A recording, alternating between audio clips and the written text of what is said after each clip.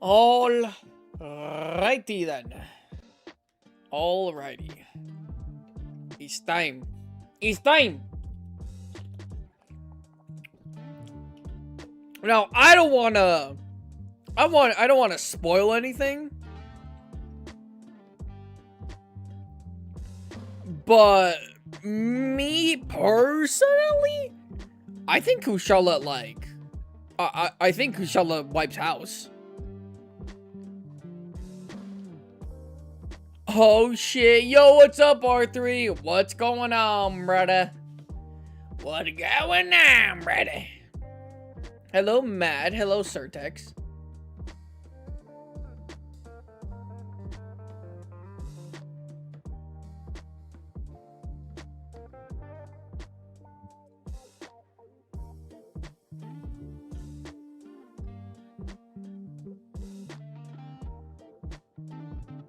How's everyone doing? The next monster Kushala has to fight is Orochi Kirin. Now, this one's weird. This one's really weird. Because I'm literally not sure if fucking Kushala can... I'm not sure if Orochi Kirin can do anything to Kushala when it's in the air. Regular Kirin could, you know, lightning strikes, you know what I'm saying, from above. But Orochi Kirin, it's like all ground stuff, my guy. It's all ground stuff. Hello, Danny. Hello, Charles. Hello, Red. Hello, Theodore. How's everyone doing? How's everyone doing, huh? Eh? There's going to be, today's just going to be like a very quick, like, streaming day. I streamed for about 2 or so hours, like 2 hours and 20 minutes or so, earlier today. Then I had to leave, and then I'm back because I really want to get through this topic. That way, whenever someone's like, oh, Kushala's the weakest, Josh's the weakest, Camille's the weakest, I can go, hold on now. We power scaled this and we did a whole multiple streams of power scaling just for this topic. So I want to be able to finish it.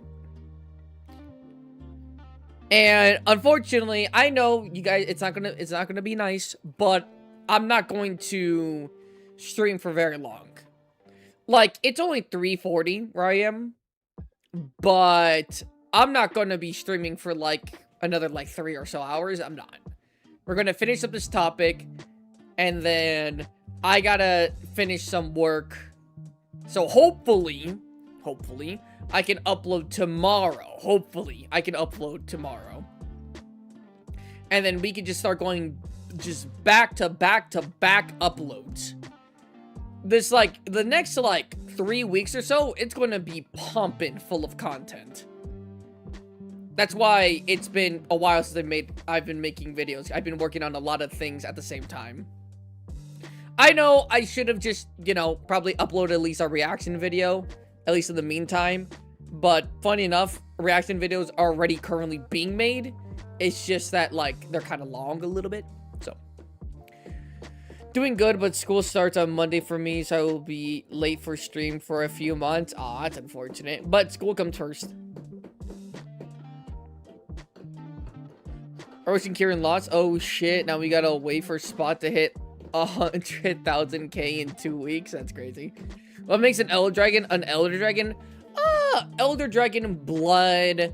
Them not fitting into any other category that's available, like Brute Wyvern, Flying Wyvern, and stuff like that. Properties and lifestyles that, like, just don't make sense and we can't understand.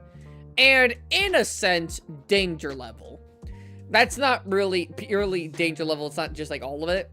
But, like, every single Elder Dragon is dangerous. Like, by, like, a pretty big degree. Kirin's dangerous and stuff. Even if it's just to the environment. Even if it's to other monsters, to the environment, or to hunters, civilization. They all are very dangerous in their own respect. So, all the, like, kind of, like, put together.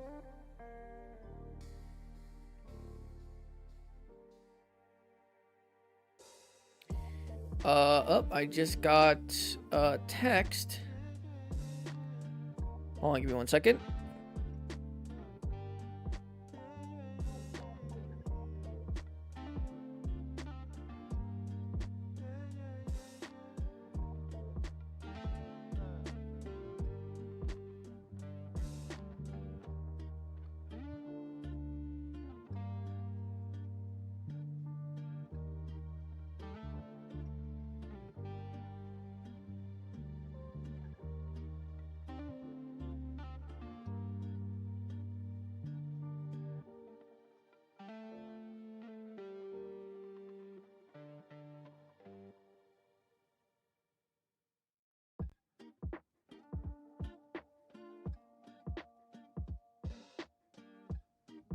Okay.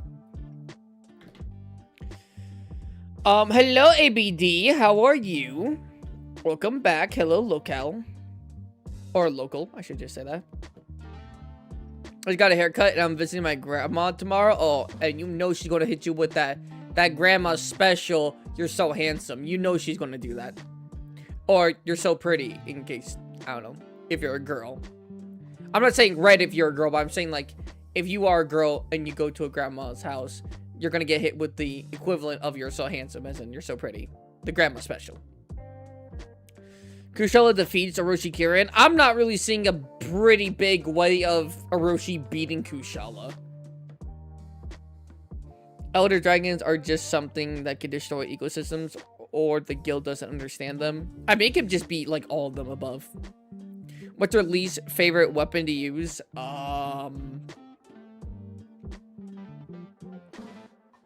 I haven't used all of them. But I would say my least favorite weapon to use that I have used is probably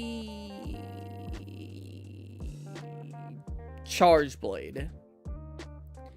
Why Dasha and Marina running from Laggy? Because he's in their space. They're in his space. Also, hello, Radioactive. Is this the first time you fucking sing the just chilling screen? To answer your questions, Bubble, yes, I am a girl. Oh, okay. A woman? Oh, no. I'm just kidding.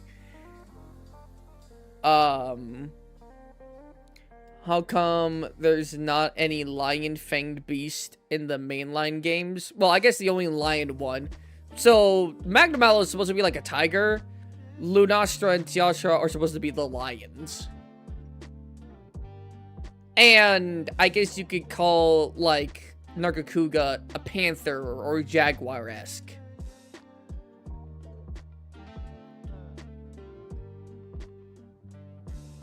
As a longsword main, I hate how slow Greatsword is in World and Rise. Yeah. Slow and... I don't know if they're slow. Don't remember if you have ever, but Spot, have you seen Creature Archives Gameth IRL video? I don't think so. Is Dashiguma not a lion? No, he's more like a bear. He's more like a bear hyena thing. Which hyenas are more closely related to cats than they are dogs. But hyenas are their, like, own thing.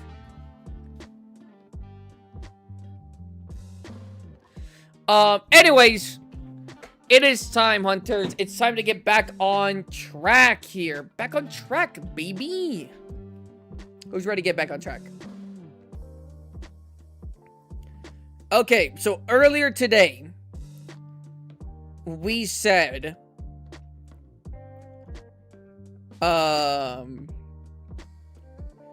that Kushala beats Rajang, Brachydios, and Udra. Kushala has to beat 2 more monsters. Orochi Kirin, and then Valhazak's next. But right now is Orochi Kirin. Now, who do we think wins, Kushala or Orochi Kirin, if they were to fight each other? My money is on Kushala. Now, there isn't so much of an elemental disparity or weakness like there is when Teostra fought Orochi Kirin. However, the big deal with this one is I'm not sure if the ice can penetrate Kushala defense. They both don't really have an elemental advantage or disadvantage, either of them.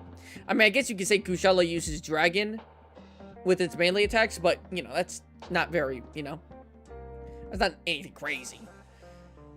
Kushala can be in the air longer, or Kushala's in the air way more, and Orochi Kirin, from what we saw from footage, just, like, Orochi Kirin just doesn't have anything, like Velkhana. Velkhana has, like, the stuff in the air, like, the little floating,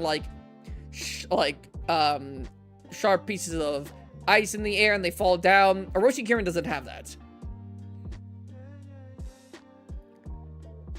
Kushala has a better defense, at least in my opinion, he does, and is physically stronger. That shouldn't be an opinion, that should just be fact.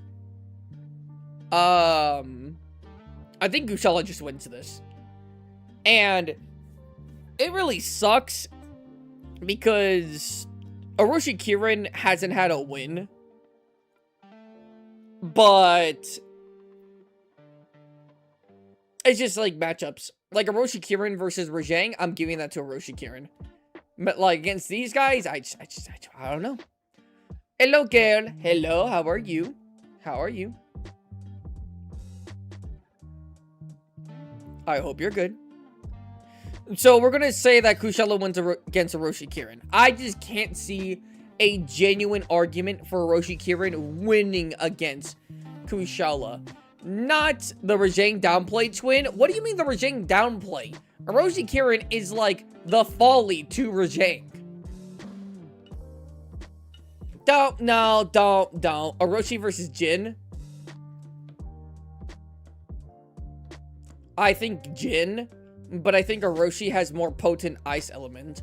But I think overall I might have to give it to Jin. Maybe. But going to be tricky to hit such a fast and nimble monster. But I think so.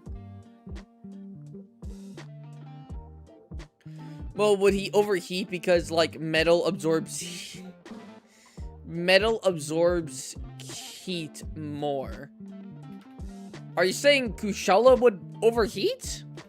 Oh, no. You're saying... Wait, are you saying Jin would overheat? Regardless, we're not talking about Jin, okay? We're not talking about Jin. We're talking about Kushala. That is the title of this stream. So, Kushala's done. Well, he's done with Orochi Kirin. Now, this is the last one. Nergi beats Teostra and Kushala with no diff. I mean, yeah. Well, not no diff. What? Not no diff. Nergi doesn't beat Teostra, Chameleos, Teostra, and Kushala no diff. That's crazy to say.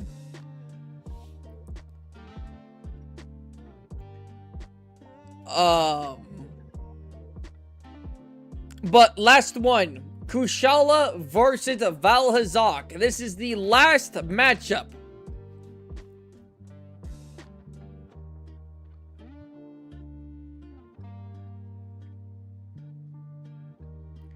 Kushala versus Valhazak. Now, this is a bit interesting. Because... Oh, wait.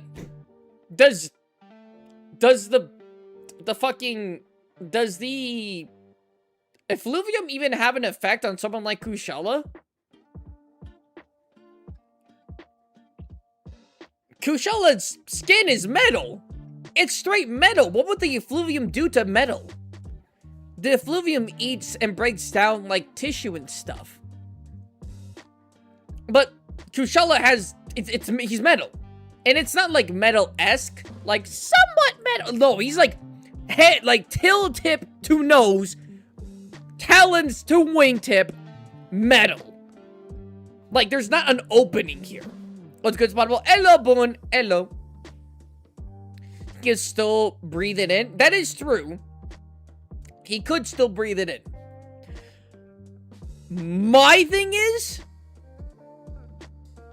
I don't know if that even really works. The wind mantle plus the tornadoes will be moving the effluvium around so much that it might not even matter. Oh, shit. This might be, like, a horrible matchup specifically for Valhazak. It's gonna be a 5 out of 5, damn it. It might be. How are you, Boone? I hope you're doing good. He might breathe it in. Here's the thing. Even if he breathes it in, it's not even going to be enough to take him out. And, again, the wind mantle, all that gust of air that's always coming out of him, will be pushing the effluvium away from him. Has better defense than Valhazak. He's more nimble. Well, yeah, I would say slightly more nimble. He flies better than Valhazak. The effluvium doesn't affect him. It's like almost has zero effect. Not purely zero effect. Because again, if he were to breathe in a good amount of it in, it would damage his insides. But even then, well, even damage, the inside of him also is metallic. So he has resistance even inside himself a bit. I mean, he's physically stronger. Fuck. Just came home from my first week of sophomore year. Damn. How was it?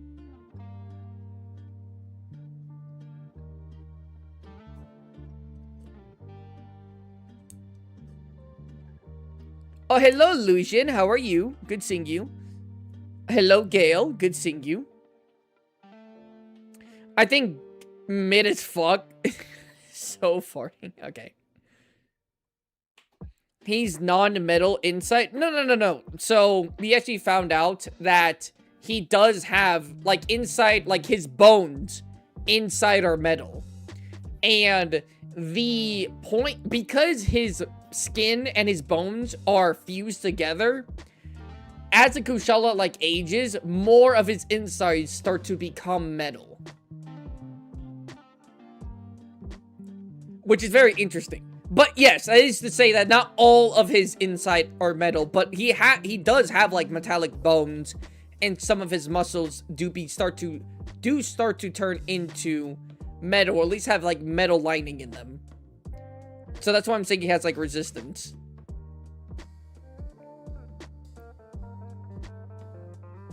Did not know that? Yeah, we didn't know that either until we actually started doing research for him. His insides is metallic. Sounds like Raid out upscale. The problem with fighting Valhazak is that you must fight them in the Rotten Vale, and as the Valve's CEO, they will easily win against any legal dispute. So you're saying that if we put, by the way, when we, I'm not sure you guys, probably guys don't remember this, or you guys weren't here for this. When we start talking about Valhazak, when Chameleos fought him, we decided that every fight that was going to, every Elder Dragon that was going to fight Valhazak was going to fight him in the Rotten Vale, but at the lowest levels, where the, like, blue acidic pools are, where you first ever encounter Valhazak, they're going to fight him there.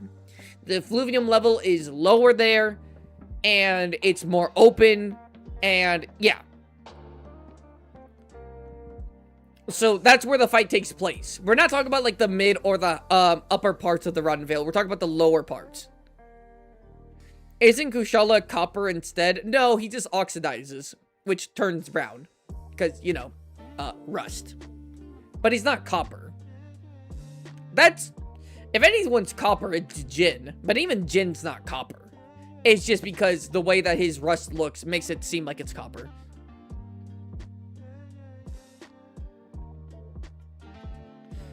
Oh, hello, King. It's good seeing you. It's great seeing you, King. It's been so long. It's been so long. Last time seeing the skin from my monster. just popping in briefly to say Valhazak over Kushala and ties with Yashra. That's crazy, King. I'm not gonna lie. You're wrong, but it's great seeing you. Do you think slowly turning into a statue is one of the worst deaths imaginable? Nah. I wouldn't say it's one of the worst deaths imaginable. It definitely fucking sucks, but...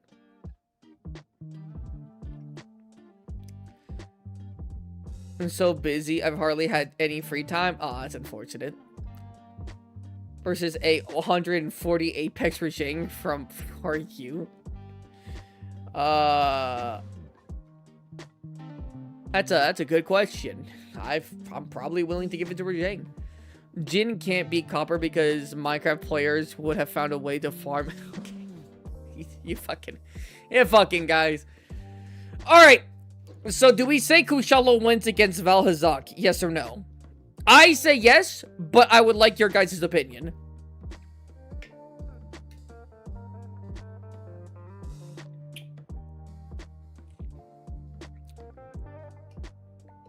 True, yes, I say yes. I think it's 50-50. Yes, no diff. I get not a no diff. All of these fights are mid diffs at the lowest. All of these fights, no matter what. There is not a single Elder Dragon on that we talk about that even goes below low diff or mid diff on any of the monsters we've ever placed here. So, hey! Guess what that means? Guess what that means? Guess what that means? Wait, hold on. It's starting to get really dark. What the fuck? Damn, that's crazy. I guess a big cloud just came over because, like, what the fuck? It's got really dark in my room. Dark light about bit. Guess what that means? I just got here when the world... Hello, Matt. That means Kushala is the strongest Elder Dragon out of the Elder Dragon trio.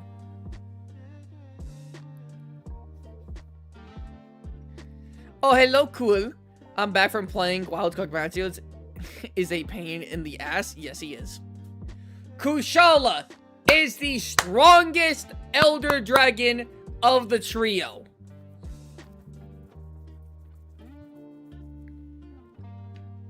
I was here. I was here.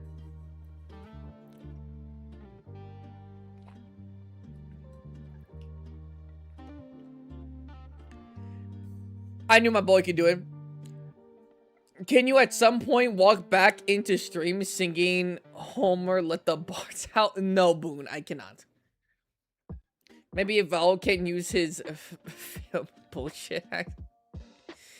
I mean, he can use it. It's just that against someone like Kushala, it's not really gonna do much. Hello, Access. Kushala loses in the Rotten Vale, I would think. Well, it depends. Again, it depends on what part of the Rotten Vale we put him in. Like, we put him in, like, the mid areas where, like, Basil and, like, Acidic Lavinus venture into, then kind of, but we made Kushala fight Valhazak in the Rotten Vale. It's just at the lower parts where the acidic pools are, and there's not as much effluvium.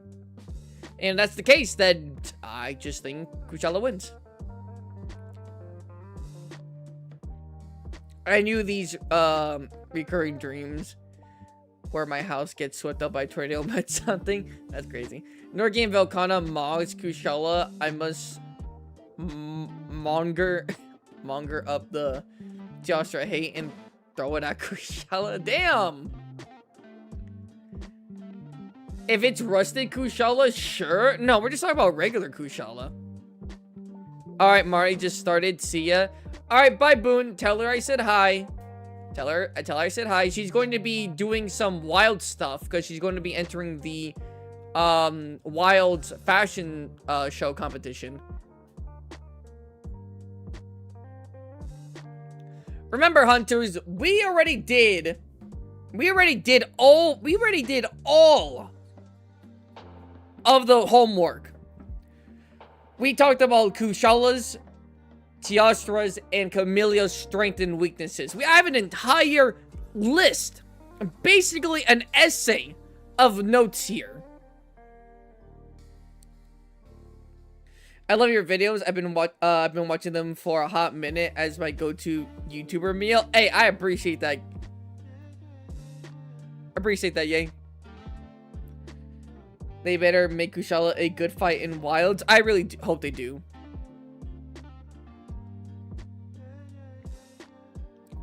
Do you think the Effluvium could go past Kushala's wind barrier? I don't think so, to be honest. Even with the implied heavy weight of the Effluvium, I also don't think so. Now, like, an Effluvium like Breath Beam could maybe touch Kushala, maybe? But that's like a massive maybe. In general, no, I don't think so. In my opinion, normal Kushala would lose to Vaal Hazak simply because the decay stuff, whatever it's called. And Teostra also beats Kushala. Because he's a fire type. And that's super against steel types. That's funny. But no, Kushala wouldn't lose to Vaal Hazak because of the Effluvium. That's what the decay stuff is. Because the decay stuff isn't decay. It's a flesh-eating bacteria that's really good against skin.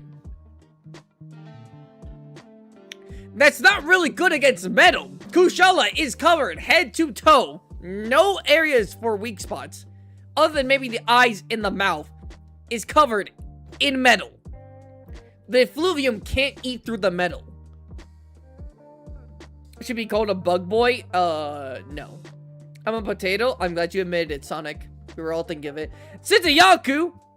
Hot takes Yaku is the best Elder Dragon? I don't know. That's kind of a cold take in my opinion. Joshua trying to fight his hardest enemy, a Kelby. Okay. So, Kushala is the strongest out of the trio. Alright, we got that cleared. However, one small issue. Chameleos and Teostra have both 4 wins and 1 lost. They are tied. We have a tie for 2nd place. Now, here's my thing. How do we gauge which one is stronger between Chameleos and Teostra? This is a battle for 2nd place. If we say they versus each other, then I'm most likely giving it to Teostra. Most likely. However, that's not how we've been doing things. We've been making each Elder Dragon fight a specific monster or a group of monsters. See who does the best overall against a majority of different types of monsters. So I think we should do the same thing here.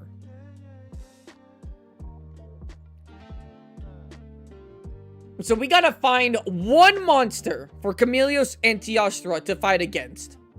A monster that doesn't give Chameleos or Teostra an advantage over. Someone who's just like base really strong and would give them both a good fight. Something like Teostra. I'm sorry, someone like Nergigante. Yeah, Nergi. That's what I'm thinking. However, maybe not Nergi. But, like, someone like that, right? Someone where it's like neither of them have an advantage over Nergi, right? So it would be like ground zero for both of them to fight. Who do we think? We already have Rajang. I don't think Basil's a good matchup.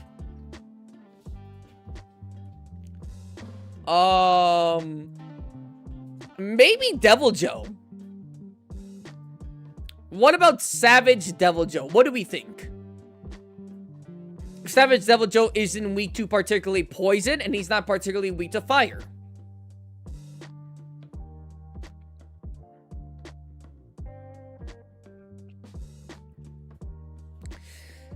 If it's anyone, who they could win against, then Nergi is not an option. Yeah. Remember when you said Raid Owl beats Astalos because of him absorbing his thunder attacks? Then in the later video, you state the difference between the element and Actual Thunder. Also high against spottable. Yeah. Well, I say right now beats Astalos, yes. Because he does absorb his thunder attacks. At least I believe so. And then you say the difference between the element and the actual thunder. Well, fuck you mean the element and actual thunder. Well, yes, bioelectricity isn't the same as lightning. They can often make it seem the same, but it's not. What I said Radau can absorb is like the ball of electricity and like the twin little like zigzag thunder pillars that Astalos can do and stuff. All of the physical hits, I don't believe he'd be able to absorb. At least Radau could absorb.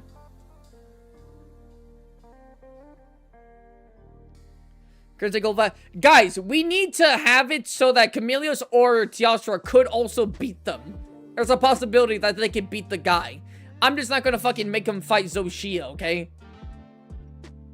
Rajang was already in the fight. Rajang, we already talked about. Rajang is the first fight.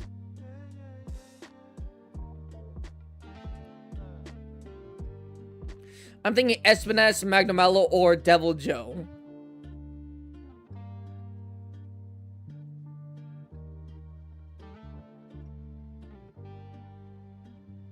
Arkveld? Nah, because Arkveld has an advantage over Teostra than Chameleos. Arkveld can absorb Chameleos because Chameleos doesn't use an element. Tigrex, maybe? Bro, what in the fucking Tigrex glaze? Tigrex is getting demolished by these Elder Dragons, bro. Don't bring Tigrex into this, Elijah.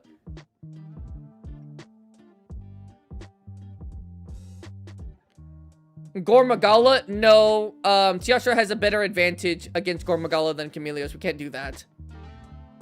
Why are we suggesting Tigrex? Well, he just got pushed to his strongest form by a normal Asinogre. That's Scorn Magnamello, but yeah. Flaming Espinas? We already saw that Flaming Espinas beats Teostra, and it would be maybe even a worse matchup against Chameleos than even someone like Teostra, so no. Valstrax?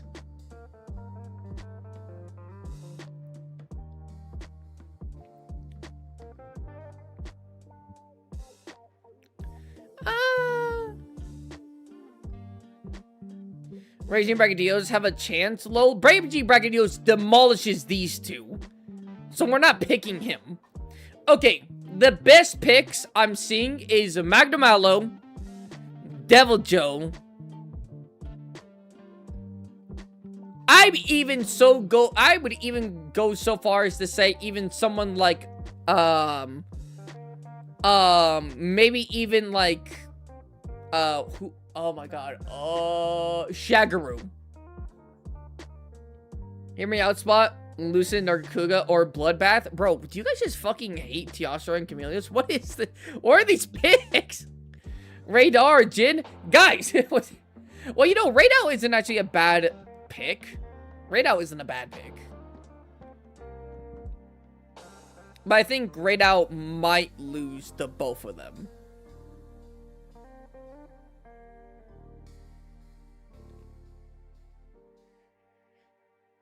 If you can't think of one that they beat, why try not use two monsters? Because they might just win one and then lose one. And then we're back in the same situation.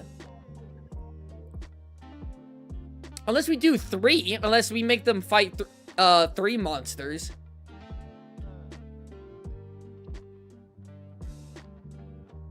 You know what? How about we do that? Instead of one monster... we pick three monsters. So basically, we're doing a smaller version of what we've been already doing. Whoever has the most wins out of the two goes on. Unless they fucking tie again. Which, that would suck. But that's why we're gonna have to make, like, good picks.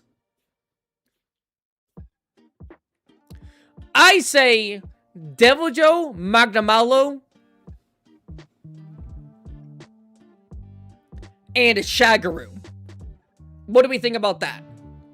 Deviljho for brute strength, Magnamello for overall offense and, like, range and area effect, and Shagru as, like, a general stronger than both of them, but maybe one of them could do better than the other.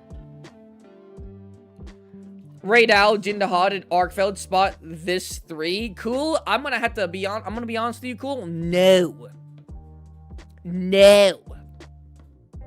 First off, they both just lose to Arkfeld. Or, I'm sorry. First off, Chameleos just has an advantage over Arkfeld that Teostra doesn't. Which is, Chameleos doesn't use an element. So Arkfeld can't just immediately drain the element out of him. Because he doesn't have an element. Second, I think they both just lose to Jin. Third, Raidal is a better argument. But, like, those 2 picks, no, brother, no.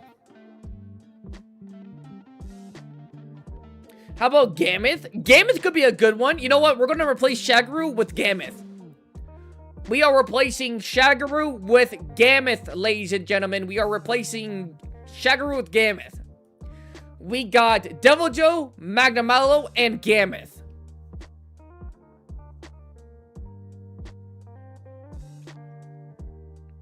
No, my ideas? Bro, we are not doing 3 Dashigumas.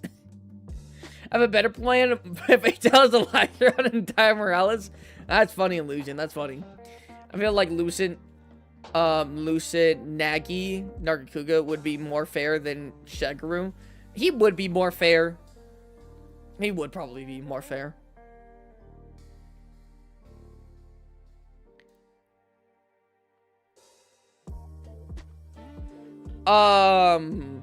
Okay, so what do we think about those 3 picks? They're both, like, all Elder Dragon level. None of these guys are going to be easy to take down. Deviljho, Magnamello, and Gammoth. What do we think?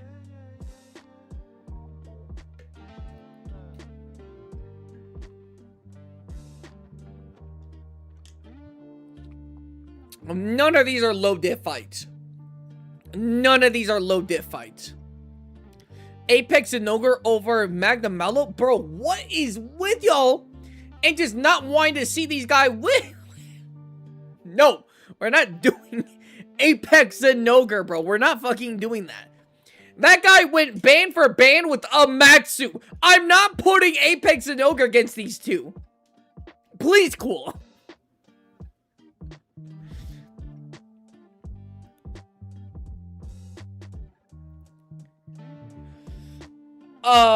Okay.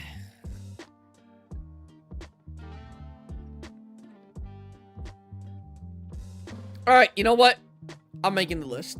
I'm making the list now. We already have our monsters.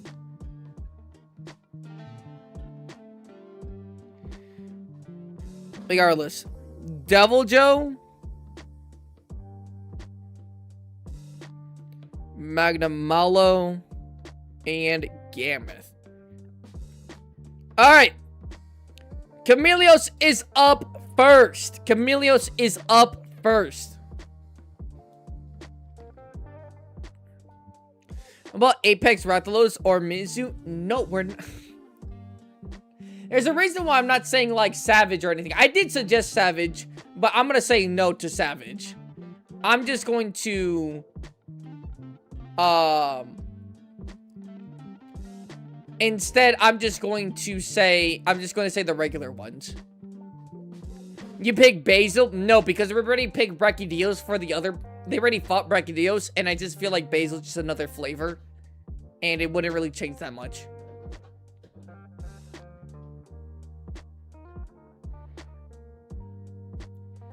Teostra has an advantage against Gammoth.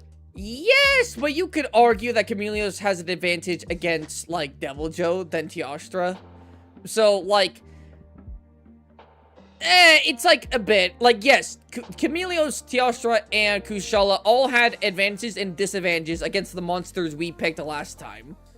It's hard to get 1 for 1. But, I mean, it's either Gammoth or Jin. But Gammoth is probably a better pick than Jin, because I think Jin just wins. Not just wins, but, like, I think he has better state to just win more times than not. Why not pick Fatalis? You know why. You know why.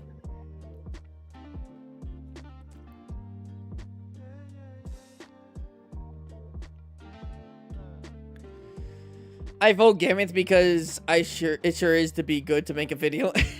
Okay, first one. Chameleos versus Deviljho. Who do we think wins? For you guys who were not here when we first went over the strengths and weaknesses, let me go over them. Alright, well, hold on. Let me take a little sippy sip of water.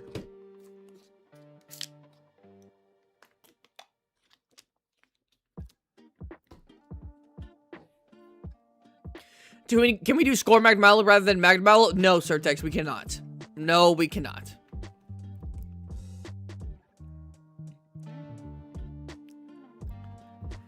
So, Chameleos. Strengths. Can go invisible. Can produce a field of mist like fog. In the mist, it has neurotoxins, and in high doses is lethal. In mild doses, it's more like a drug that causes hallucinations and disrupts sensory organs and perception. Strong enough to consistently break the ground and send boulders flying, Chameleos is the strongest, physically strongest, and largest out of the trio, just to let you know. Is a cunning monster that is good with observing and figure out a creature's abilities. Has to at least have seen the creature do a certain thing a few times for him to be able to figure it out, though. Is a good climber, can climb on basically anything. When he fights, he can be unpredictable. Because of being able to move his eyes independently, he has almost no blind spots. Has good awareness of his surroundings, has extra sensory organs on his neck, horn, and all of his tail. Chameleos has multiple different types of toxins that can afflict. Now, this is this point right here. Keep this with a grain of salt. Okay? Him having multiple different types of toxins is true, but we don't specifically know exactly. From the Oceans video, I have a list here from what the Oceans video said, but this isn't, take this with a grain of salt. Corrosion of skin, causing muscle aches that limits their movements and makes them tired faster. Deadly toxins that become a gas and then becomes airborne, causing swelling and paralysis on the vocal cords. Take that part with a grain of salt. Can spit out toxins as a projectile. It can even move the gas toxins around using its wings. And can cover an entire forest in mist. That's his strengths. Now, weaknesses. If you break his horn, that compromises the ability to go invisible. If his horn breaks, his extrasensory organs don't work as well. His speed is inconsistent, usually a slow monster, but can have bursts of speeds that makes him fast. Not a good flyer. Not a good flyer. If he starts moving a bit while invisible, he won't be completely invisible. You'll be able to see him. His elemental weaknesses is fire and dragon. Is also the weakest to blast. He's practically weak to flash. He's particularly weak to flashes, so like flash bombs. His fighting technique isn't good, and it's sloppy. I don't know why the note says floppy. I meant sloppy. So those are the strengths and weaknesses of Chameleos. So put him against Deviljho. What do we think?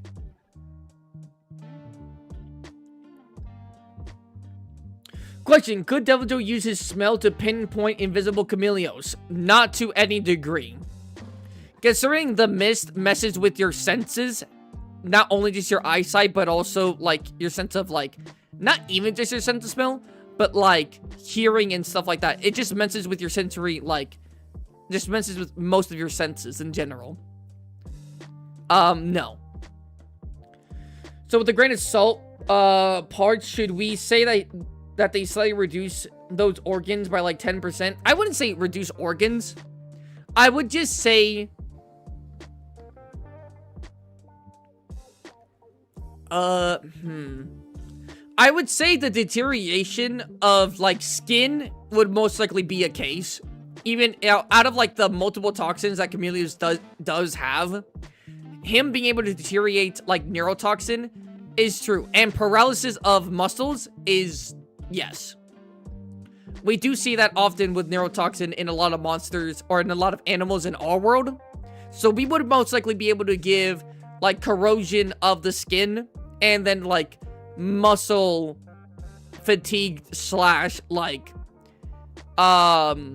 paralysis. The only win con I can think of the Devil Joe is for Dragon Element. Also brute strength. I'm not gonna lie. Devil Joe being able to pick up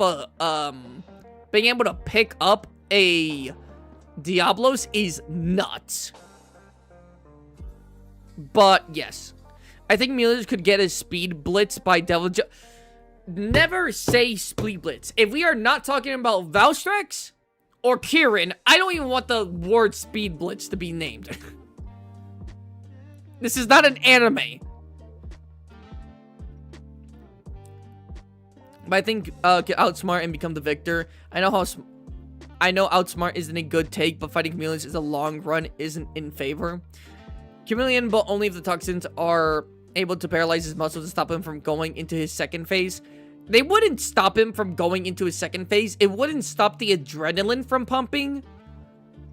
But it's more like the more poisons that gets pumped into Devil Joe, the more he's not going to be able to move. It's going to be harder for him to move. What if Devil Joe picks up Teostra and swings him around?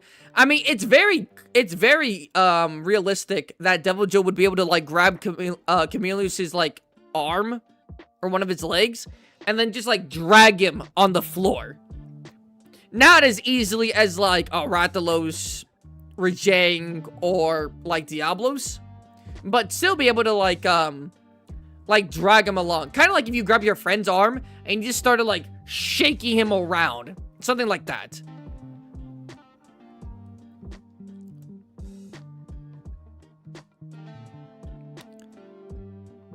I think doesn't have many feats in game. That is true. Chameleos doesn't really have too many feats in game. He can easily destroy the ground and is known for having the strongest, like, poison and toxins in the series, mainline series. Even more than, Chameleos. I mean, even more than Espinas. So, those are, in a sense, kind of like two perks that we can, like, constantly give him, no matter what. But, gotta go, fellas. See you on the next stream. Okay, bye, R3. Everyone say bye.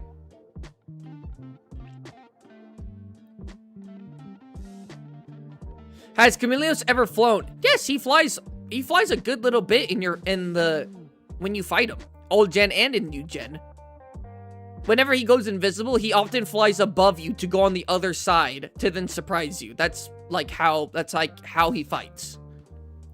He doesn't fly in the same sense Kushala does, where he stays in the air a lot. It's more like he flies to reposition himself. I think Nergigante has a decent case of winning. My issue, especially if he breaks the horn. If he breaks Chameleos' horn, that's really bad. I think Devil Joe can win because he put up a good fight against Nergigante and Rajang. Well, Nergigante's turf war with him is just a reused Rajang turf war. But even though he lost those fights, plus if he gets hungry enough, that's when he's more aggressive and the most dangerous.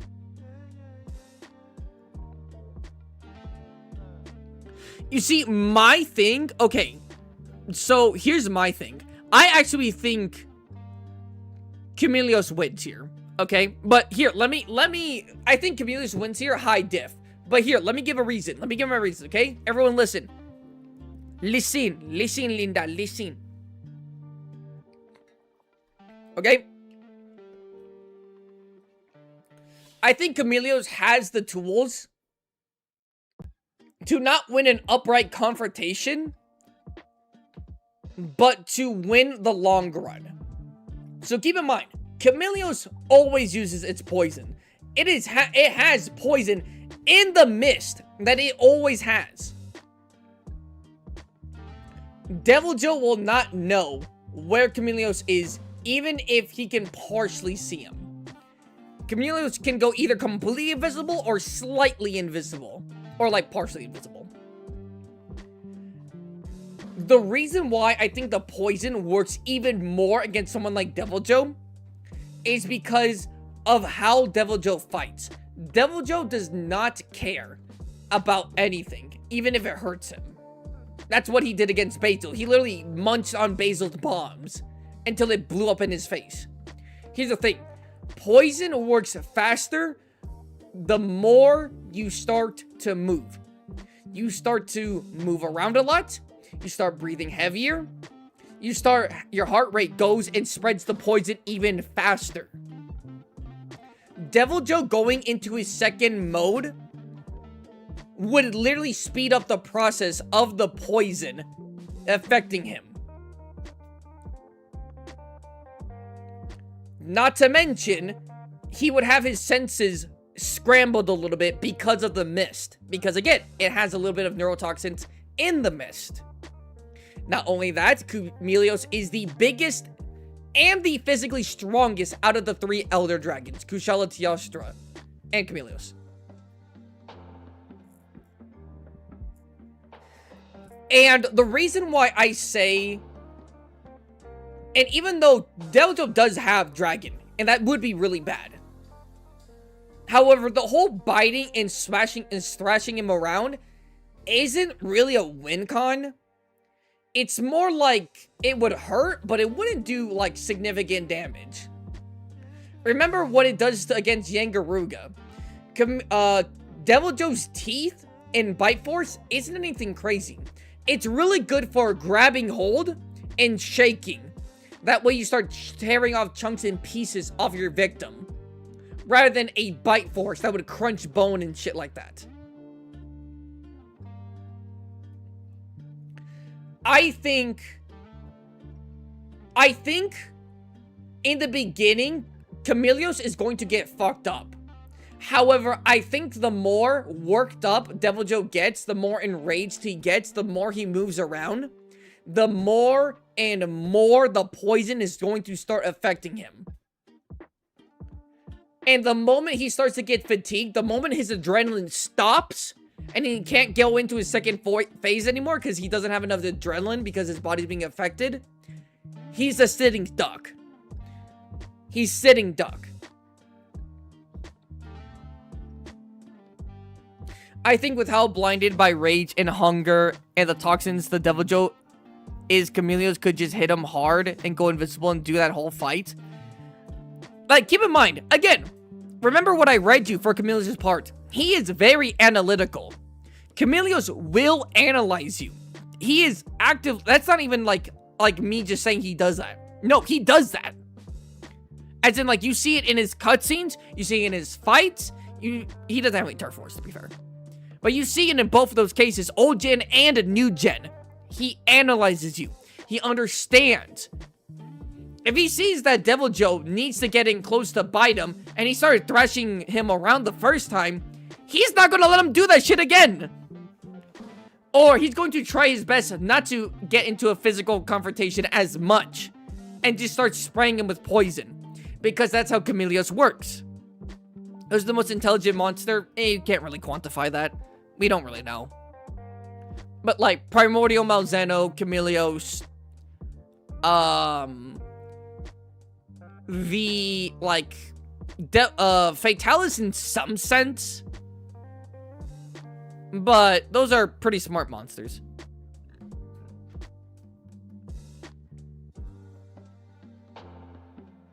What have the Elder Dragons been compared against?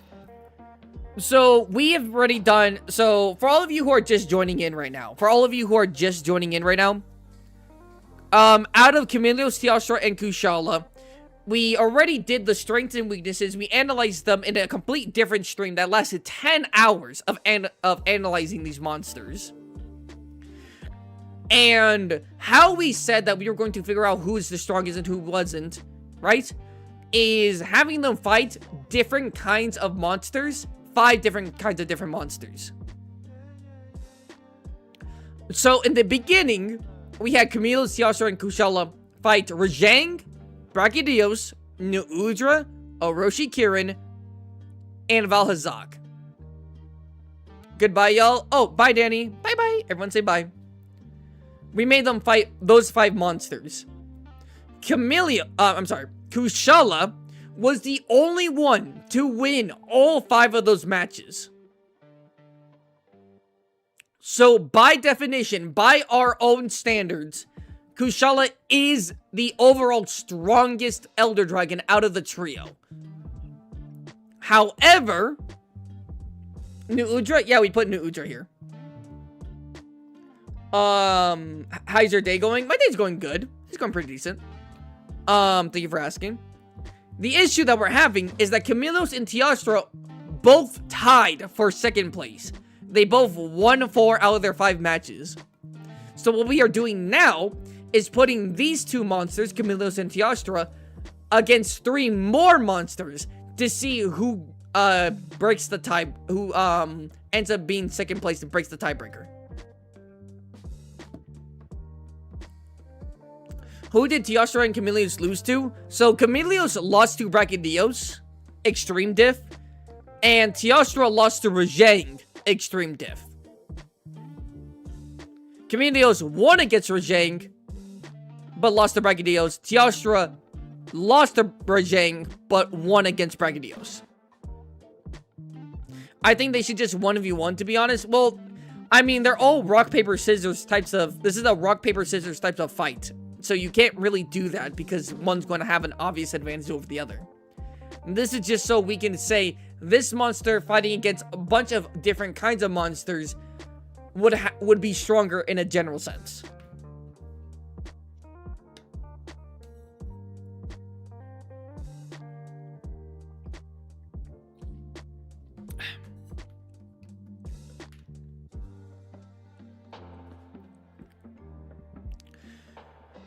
So I think, so going back to the current matchup that we are doing, Camilios wins against Devil Joe. High diff.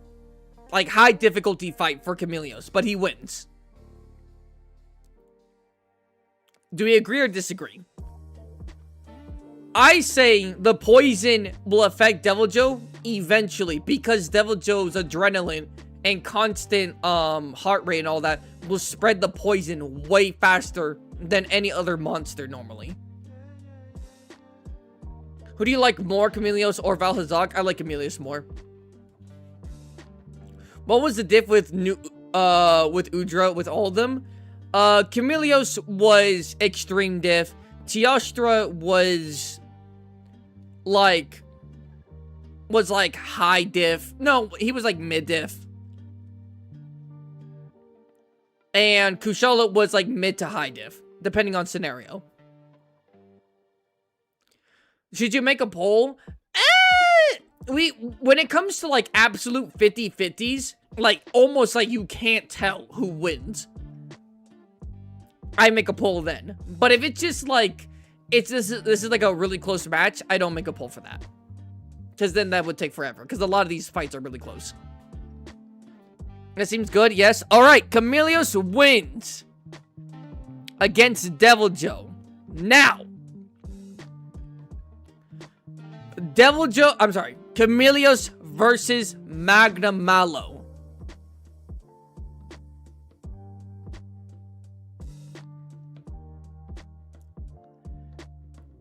Camilios versus Magna Malo. That's a little hard for me to be able to say. I'm leaning more towards Magna Malo. Mainly because Magna Malo has really good, like, area of effect blast with his Hellfire. And unlike someone like Devil Joe, he does actually have, like, a good fighting technique and has been shown to be able to physically contend with other Elder Dragons.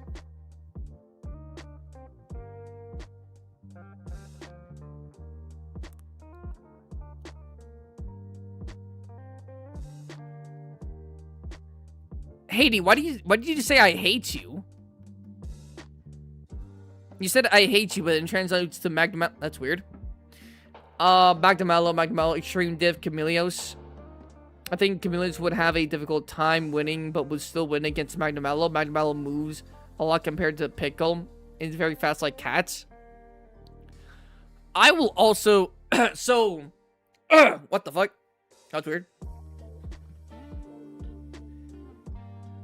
I think the poison affects in terms of like base effectiveness against Magna Malo as it does with Devil Joe. the difference between these two is that Deviljho's fighting style and the way that his, like, rage happens means that it pumps the poison way more in him. That doesn't happen too much with Magnum Mallow, at least not to the extreme degree like Deviljho.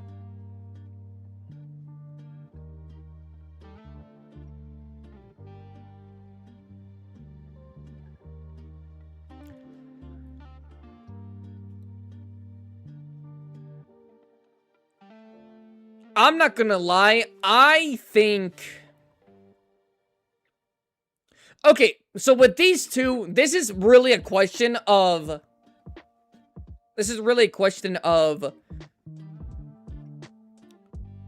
Who do you think will drop dead first from what? Chameleos being onslaughted by the Hellfire Blast and being, like, not overpowered in a sense, but having to physically contend with Magnum Mallow? Or the poison taking effect with Magnum Mallow before that can happen?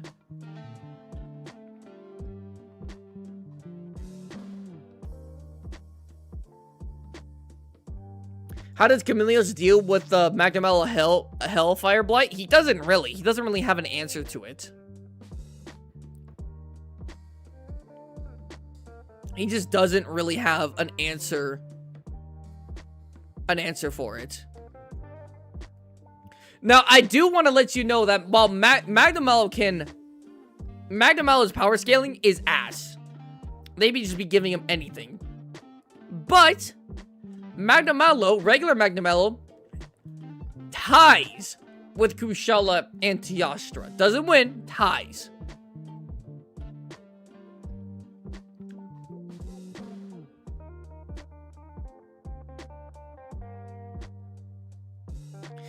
I will also say that the mist could really mess with Magnum Mallow's perception, making him not as precise as he might otherwise be normally. Do we agree with that? Yes or no? The obscure, like, vision because of the mist, his senses being off. Do we think so? Yes or no? Is Magnum Mallow weak to poison? That's a great question. Is he weak to poison? Let me see this. Let me look this up. It's more likely. I feel like Chameleos is more likely to get poison on first and dodge more often. Oh, no. I need you guys to realize something. Every monster that fights Chameleos is getting hit with poison one time. I don't think there's a single monster I could say that wouldn't get hit by the poison at least once. And usually in the beginning of the battle. Because that's when Chameleos is at his strongest. Because he hasn't taken any damage. His horn's not broken or anything. You can almost guarantee the start of the fight is going to have Chameleos poisoning the monster. The other monster. But let me see. Magnum Mallow. Let's see here.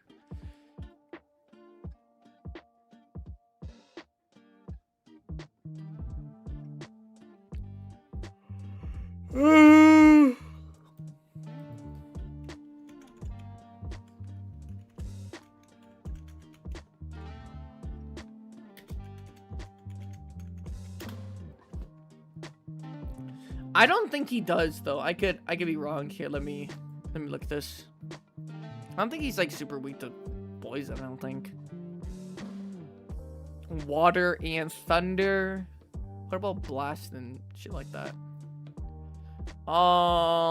Poison, stun, paralysis, sleep.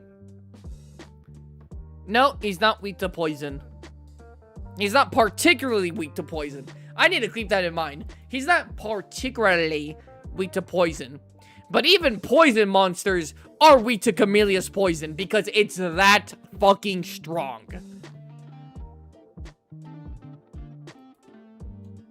But he's not particularly weak to it.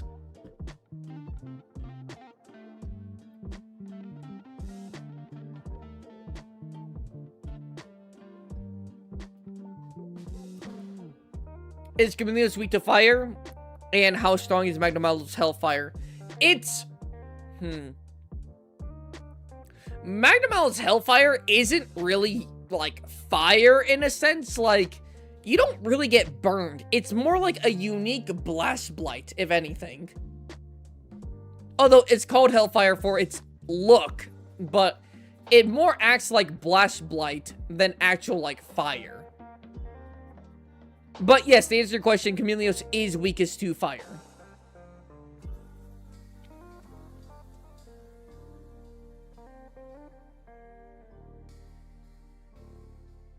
Did we finish Kushala yet? Yes, we did, Bracky. Yes, we did. And Kushala turned out to sweep house with a 5 out of 5 victory, making him the strongest elder out of the trio. Now we are having to deal with we're having to deal with Chameleos and Teostra. We're having to deal with Chameleos and Teostra for the tiebreaker for second place.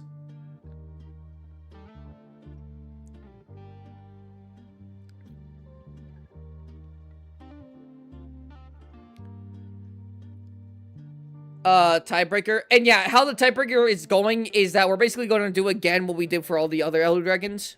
Well, all the dragons, but we're doing it again. So Chameleos and Teostra are going to have to fight Deviljho, Magnamallow, and Gammoth. And see who wins the most out of them. Who has the most wins and losses out of the both to break the tiebreaker. You know what? This is actually such a... This is such a high diff fight. I'm not gonna lie, the mist affecting with his vision is going to be really bad. Affecting his vision, affecting his senses, and the fact that he's going to be getting weaker as the fight goes on is really bad. So I'm gonna make a poll. This one's really hard. This one's like a big 50-50. Oh, no, that's a question. Whoops. Poll. I wanted a poll. Who wins? I think you can make a case for either of them winning. So it's more likely to hinder Magnamallow's movement and will kill if given enough time. Magnamallow. How do I spell Chameleos again? Oh, yeah. Like camera, but not really camera like that. Chameleos.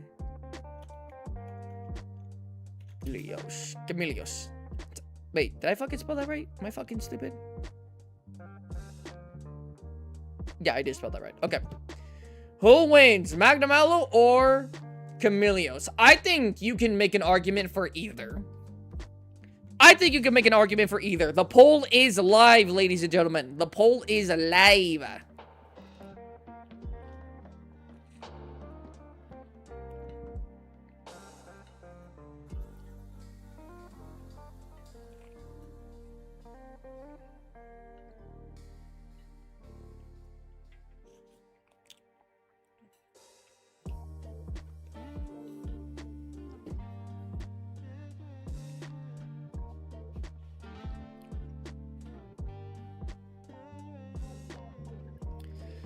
I think you can make an argument for either. Me, personally, I think if we're giving the benefit of the doubt for both Magnamallow and Chameleos, we're giving them both the benefit of the doubt, I say Chameleos wins. However, if you want to say that, like,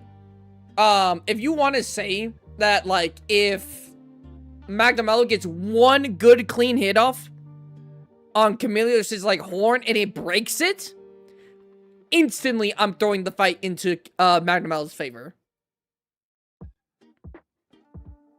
But that's assuming he breaks it. I mean, you have to like kind of just glaze a little bit and say he does break it, which we don't know if he would. The thing about like how Magnamallow fights is that he fights like an actual cat. So if he bites you, he's going to go for the neck, not the face.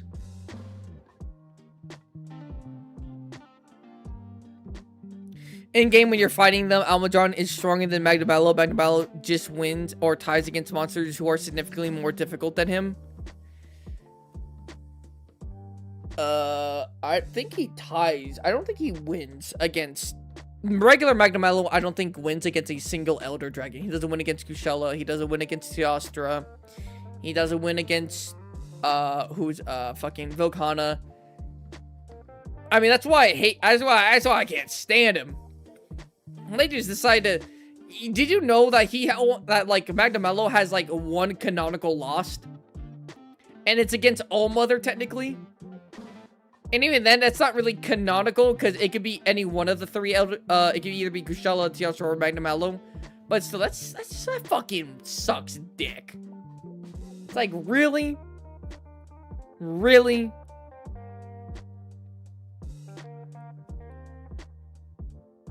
We need a tiebreaker for the tiebreaker. That's funny. Damn, is it really a tie? 14 votes. We got 50-50. Oh my life. Lamau just watched the Thunder Monster vid and I clicked the channel to see some more because I like the vids and somehow I caught you live. That's funny. Thank you for checking out the Thunder video. That video took me so long to make. So long and so much research and oh boy. That was definitely a bit. But thank you so much. I appreciate you. We're currently seeing who wins between Chameleos and Magnamello. We're doing some power scaling.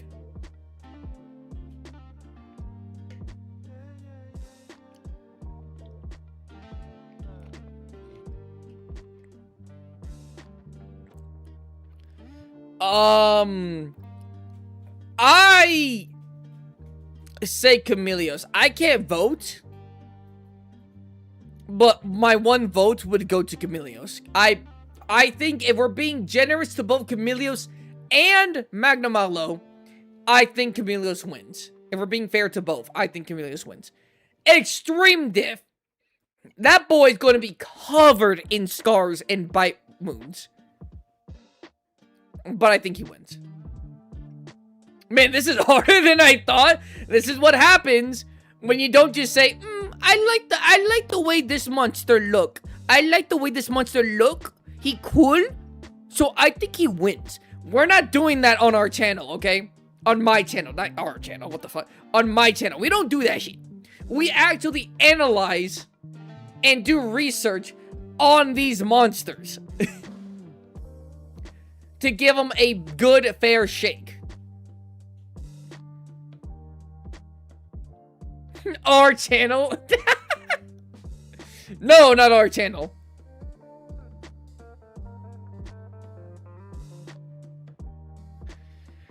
Alright, I'm going to, with 20 votes, how'd Joe do? Joe did really good. Joe lost to Chameleos, but we said it was like a pretty high diff fight. But Joe lost because inherently the way that poison works through body normally is that heart rate, so like, you know, you pumping blood throughout your entire body and adrenaline makes poison go through your body faster, which affects you more. And that's like Devil Joe's whole thing. He pumps his heart rate. He pushes his adrenaline to the max. And he opens up his own body.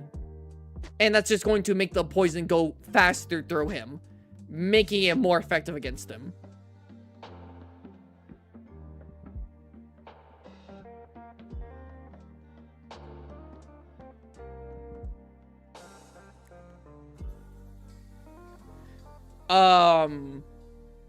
But that's gonna have to be the end of the poll. We got Chameleos as the winner.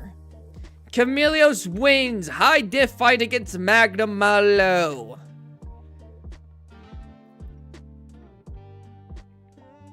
That you share the channel with us? No, I don't think so. Just thinking of next match, I don't think Gammoth is a good match. I think Frostfang Barroth would be better.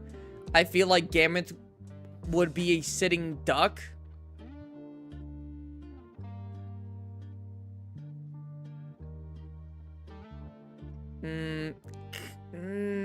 No, I don't think so.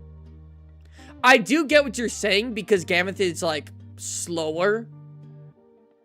and like bigger. I get it. So like a bigger hitbox and all that. But I think Gameth is the best pick for both of them because it shows how it's like their fighting style and their physical strength is really good. It's going to be like against the wall that is Gameth. So last fight with Chameleos. Chameleos so far having a 6-win streak and 1 loss. Hello, OG. Hello, OG. Welcome back. She isn't an elder. The thing with Atal is that you're gonna have to like... oh, well, do we say that she's in her terrain? Do we say that she has her weapons? Do we say that she has her mech? Are we not counting that? Are we only counting the mech? There's so many stipulations with fucking Atal. It's so annoying. I don't want to, like, be on this forever, so I'm just gonna say no to her. But I will say, as a monster, that's not a bad choice. It's just that it would fucking take way longer. I've already technically made 2 past streams about this one topic. I don't want to make it done.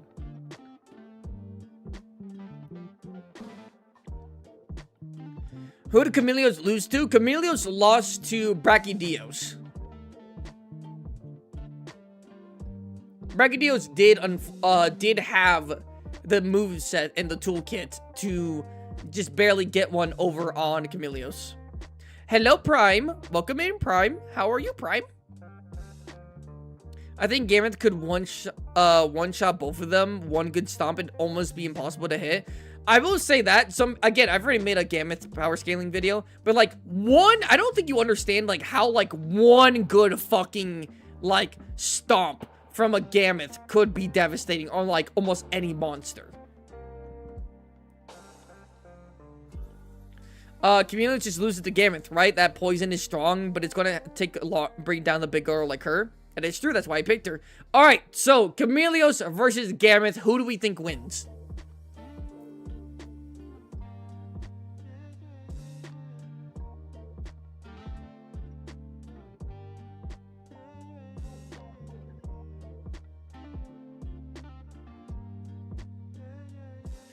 Low-key, I think Gameth wins. And I know you guys are like, aren't you a Gameth glazer? Listen, okay?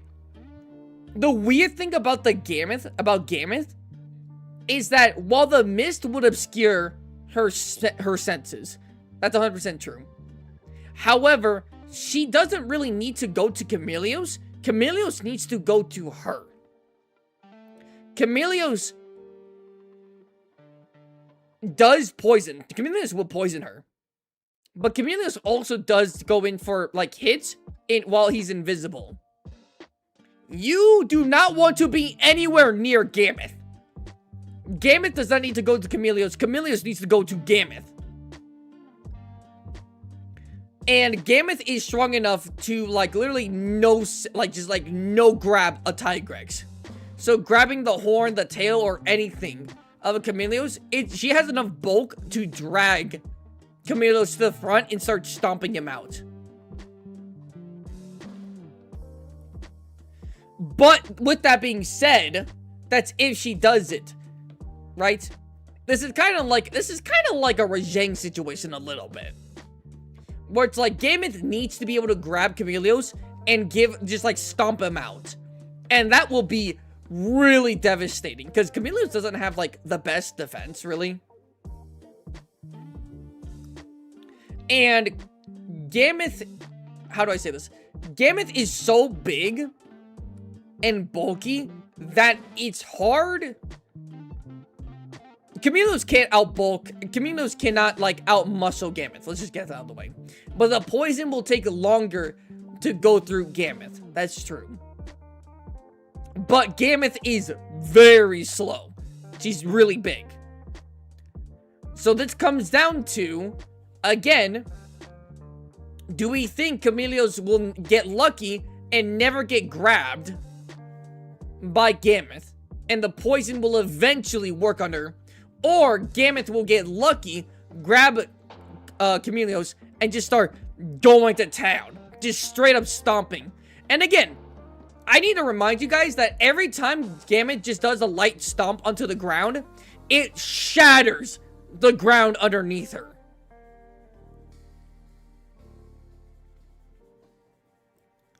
Oh, sorry. I wasn't reading any of your guys' thing.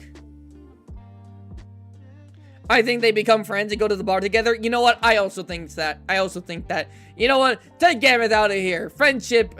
Friendship fatality.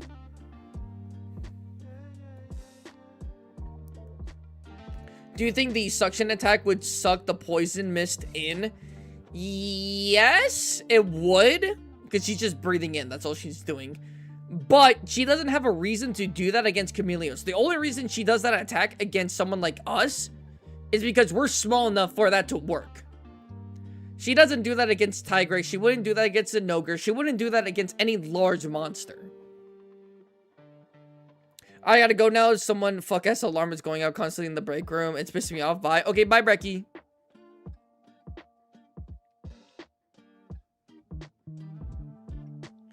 Hello, Mohammed. Why are we talking about Gameth versus Chameleos? Because Chameleos and Teostra ended up being a tie for second place for strongest out of the trio. So we're making Chameleos and Teostra fight 3 extra monsters to like break the tiebreaker. Gameth's the last one out of the 3 extra monsters.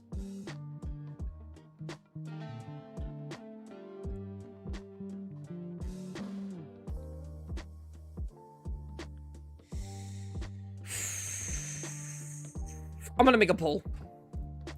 I'm doing another poll.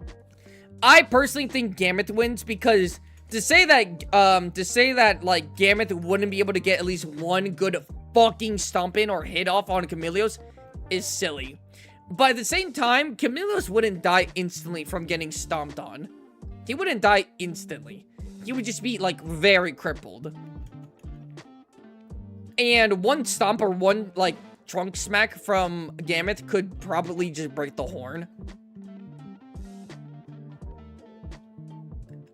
But this is hard.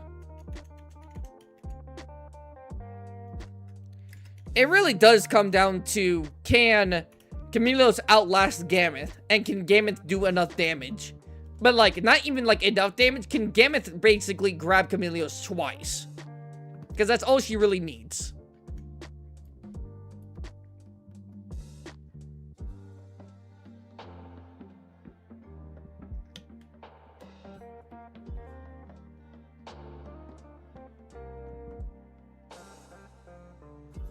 I mean, I could see both winning. Again, all the fights that we picked are, like, really good fights. Can Chameleos realistically do any real damage to Gameth, not counting poison? Like, he could hurt her, sure, but it's, like, in the same way how Kushala can hurt, like, Nergigante. Kushala can hurt Nergigante. You ain't fucking out-bulking Nergigante. You're not out-muscling Nergigante. It's the same way in that. Chameleos is the biggest and the physically strongest out of the trio. And he could definitely hurt physically Gameth, but it's in no way going to be severe. Not like how if Gameth hurt, not like how Gameth if she got her hands on Chameleos. So doing any real damage? No. Not counting the poison? Not really. It would have to be like a overall good wall period. It's kind of poetic that Kushala is the strongest out of the 3 since in the pioneer of the 3 traditional Elder Dragon skeletons. Yeah, it's funny. Not. It's a matter of Chameleos recognizing keeping his distance and just letting the poison weaken Gameth. Failing to recognize close combat risk and getting stomped. See, that's the thing, OG. That's the thing. Chameleos isn't just going to see a big monster like Gameth and go, yeah, I'm just not going to do any physical hits. Chameleos, at the end of the day, is an Elder Dragon. All Elder Dragons don't really back down.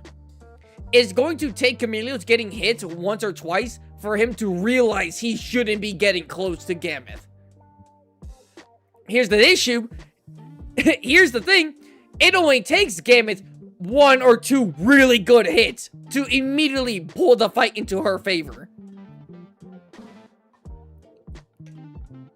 That's the funny thing. That's the funny thing right there.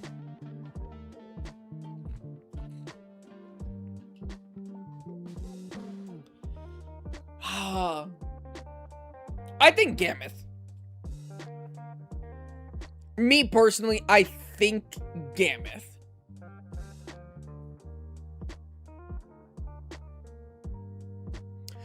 Camillus is winning a fight versus Gameth because he's an Elder Dragon and his toxin is really strong and he's really smart and will be invisible. She does have no way to fight him before the toxics work.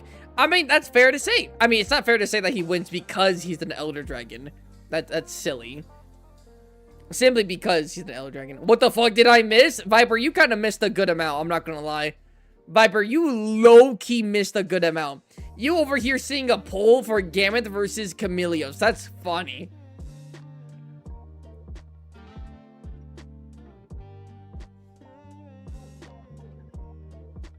Bro, these ads. Oh, hello, Gnarly. Hello, welcome in.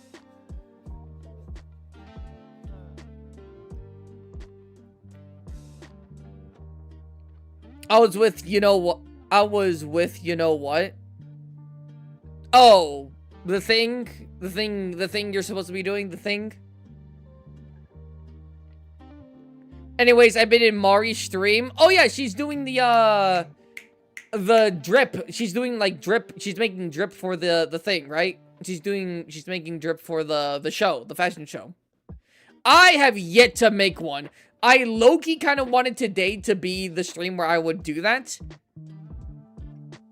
And maybe if we finish this soon enough, if we finish this within 40 minutes, this whole topic within 40 minutes, I might be willing to open up Wilds so that I can get some, maybe you guys can help me with some, making a build. Just checking in to say hi. Okay, tell Mari I said hi. Hope she's doing good.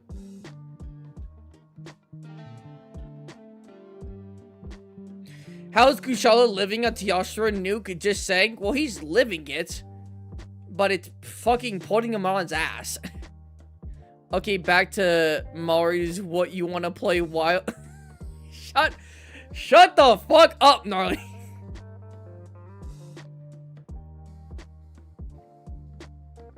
I might be back if that happened. Oh my goodness. Okay, so what's the poll saying?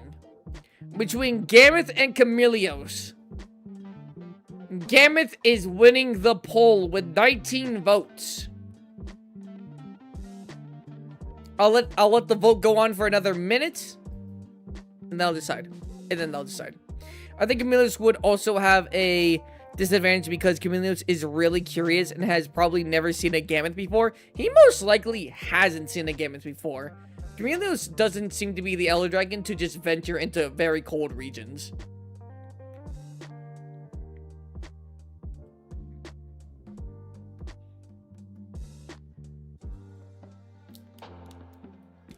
Okay, I'm heading back to the basement. I'll check the VOD. Okay. Alrighty. Bye-bye, Viper.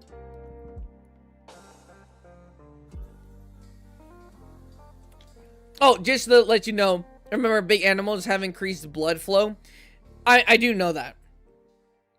I do know that.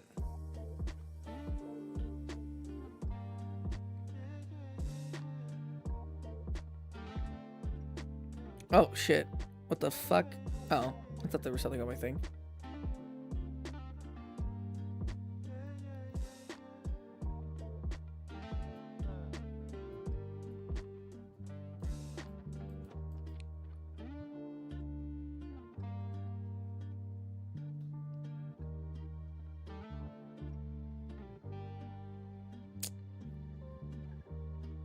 I think it can go either way.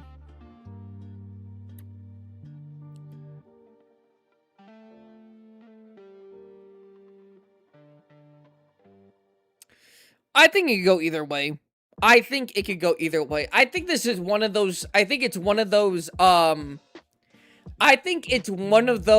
fights where if you put both of them in character, it's like you could see them both winning, actually. I might even be willing to call this a tie.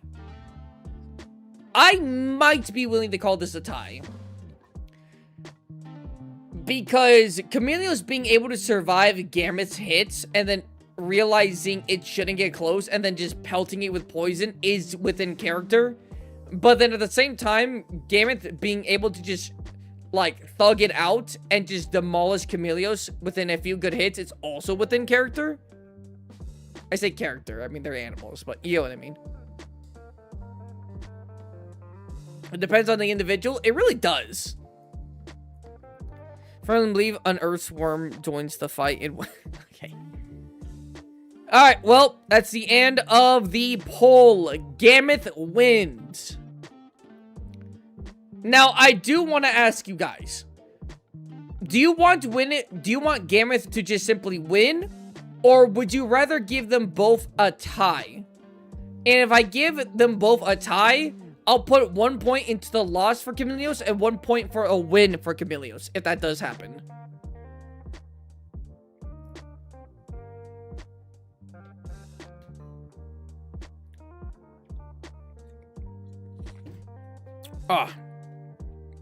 Because unlike Magnamalo,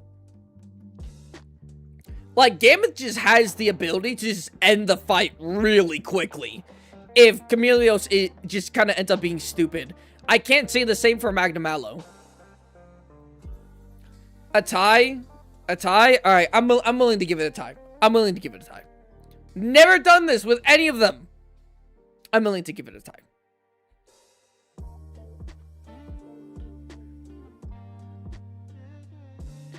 I'm willing to give him a tie.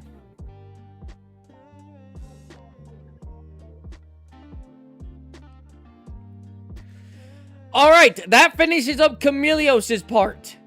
Chameleos has 7 wins and 2 losses, with 1 win and 1 loss being Gameth.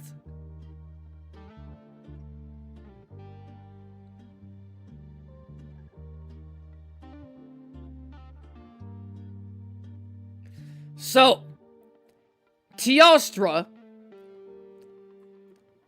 I'm not gonna lie, Teostra basically has to clean house. I'm not gonna lie, I think Teostra literally needs to clean house in order to win.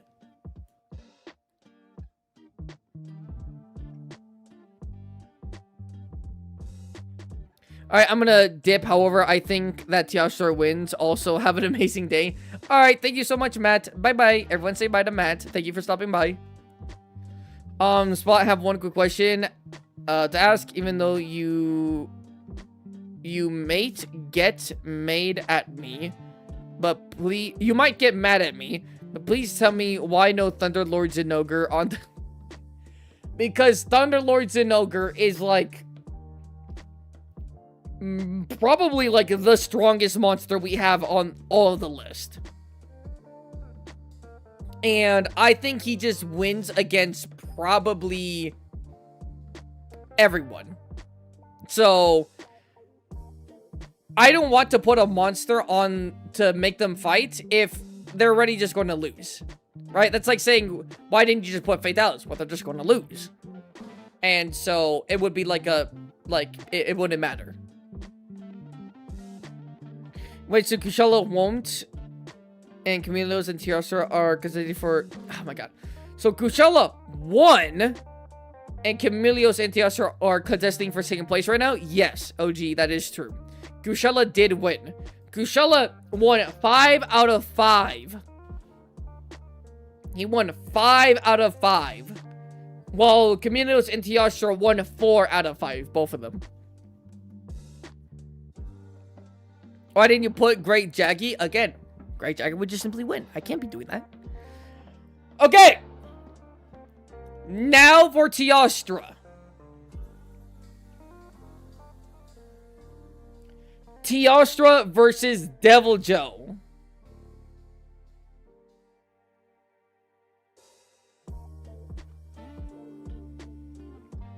Teostra versus Deviljho.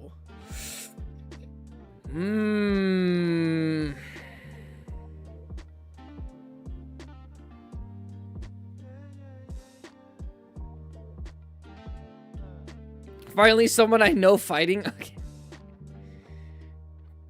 Teostra versus Deviljho. Let's see.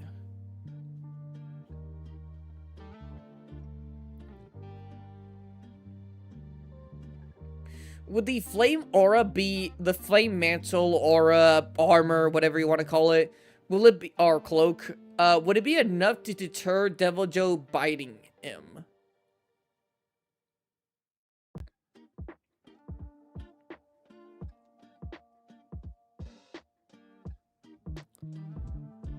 I don't know.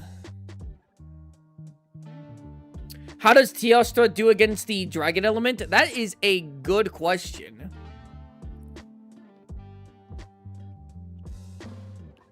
He is weak to it. So here, actually, I have Teostra's... Wait, do you guys want me to go over... Now that I'm at Teostra, do you want me to go over Teostra's strengths and weaknesses like I did with Chameleos? I think that would be fair, no? In case people here don't know the power scaling of Teostra.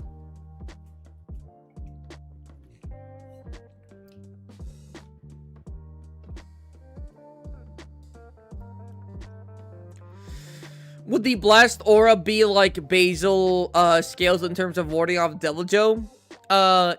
Probably yes. Is it normal or savage? We're talking about normal Deviljho. Alright, here's Teostra's strengths and weaknesses, since you guys want that. First off, Fire Cloak can burn victims when in close proximity to Teostra. It can also repel projectiles. But smaller projectiles, to be fair. Produces so much heat that any locale he goes to instantly gets significantly hotter. Blast Cloak can have Teostra covered in bits of blast powder. Can send a large amount of this blast powder in an area, exploding it using different parts of its body. Teostra can control... Teostra can control the precise quantity, location, and movement of the blast powder. Teostra has a supernova where it releases all of its blast powder in one area to cause a giant explosion. The explosion is so violent that it creates blue plasma for a moment. Yes, we literally witnessed this by going frame by frame. Especially, specifically 2 plasma rings. We literally see that happen. Teostra can have... damn it. Teostra is also durable enough to tank its own supernova. Even after the supernova ends, Teostra is fine, takes 0 damage, pushback, or anything negative. Doesn't get tired, nothing. Teostra is not a slouch when it comes to fighting in the air. Has good reaction speed. We saw this with him being able to dodge a close range fireball from Flaming Espinas. If a monster were to go through the blast powder, they would be afflicted by the blast blight / blast powder.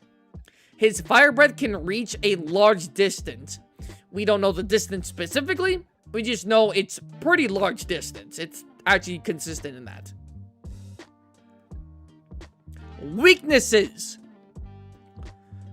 When he does his supernova, he uses all of his blast powder and, in a sense, powers down, but he's not fatigued. So when he uses his supernova, no fire and no blast blight for a little bit. He can get stunned very easily. Dragon energy can get rid of the charged state. Keep that in mind. In order to do the supernova, Teostra has to charge it up by going through different phases of his cloaks. In a sense, it takes time to charge up his nova. So what that means is that he can't just enter a fight and then boom, supernova. He has to go through his fire cloak, and then he has to go through his blast cloak, and then he has to go through his fire cloak and blast cloak again, enrage, and then he can use his his supernova. Basically, the supernova is only applicable in a fight if the fight lasts long enough. Breaking Teostra's horns will affect how he charges his supernova. Can't do blast and fire state at the same time. Elemental weaknesses are water and ice.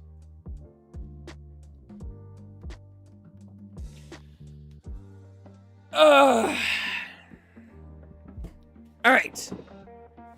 So, all that versus Deviljho.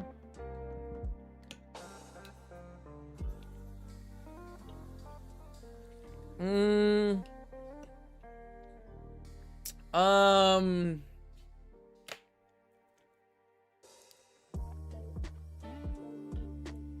Low-key, for the same reason why Deviljho ties with Basil, I'm probably going to have to give it to...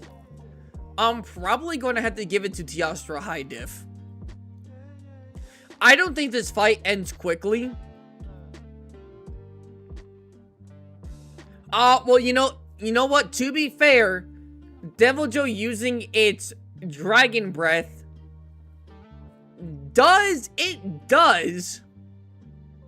affect Teostra's power. And we'll have to basically not restart the timer, but we'll extend the timer on how much longer he has to be without his supernova. I want to ask something. How is Kushala the strongest when he and Teostra tie with him in World's Turf War? Muhammad. My brother. Alright. I've already said this. Okay. We're not comparing them to each other. We are comparing them. How strong are they in a general sense? Alright, how strong are they in a general sense? How many monsters can Kushala, Teostra, and Chameleos beat in general with their own movesets? Then we figure out who's the strongest.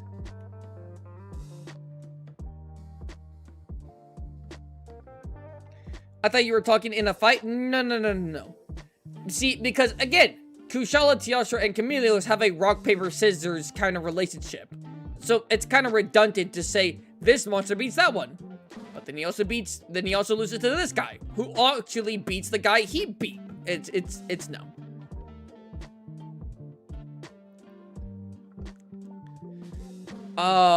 So Deviljho versus Teostra. I think Teostra wins. I think Teostra's flames and I think Teostra's blast is enough to deter Deviljho to the point where he will be able to get his Nova off. And because of how aggressive Deviljho is, I don't think Deviljho is going to... I think Deviljho is going to either get hit or clipped by the Supernova, which would do a good fucking chunk of damage. That being said, Deviljho would be able to kind of thrash around Teostra. But again, the thrashing around doesn't actually do that much damage. Like, him biting isn't going to do that much damage. He has to thrash you around to, like, cause disorientation and try to rip a chunk off you. That's basically how Deviljho's bite works. Bumshella plays Zoner. Said fights were rigged. ABD, you might not like the results, but the results are the results, brother, okay? He could just make the fight longer by flying, and that you said he's a great reaction time. He could just dodge Deviljho's attacks, but the dragon element, I don't know what it does, and the blast thing. I think Teostra wins against Deviljho. You see, Teostra, while he doesn't have the ability to, like, poison and go invisible, he does have a good enough defense system through the Blast Blight to basically make Deviljho chill off constantly biting him.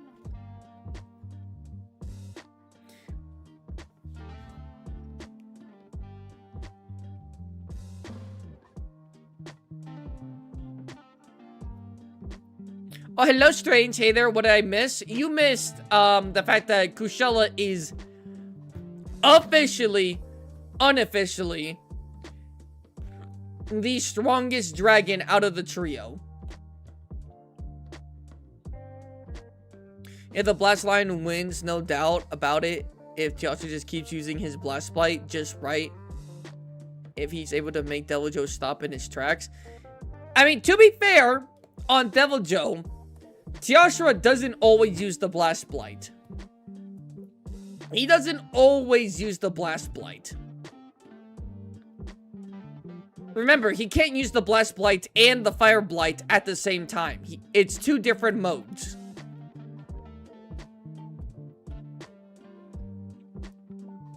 He went 5 out of 5. Dope. I knew he could be a Roshan and Val. There wasn't one bad matchup for him in that gauntlet.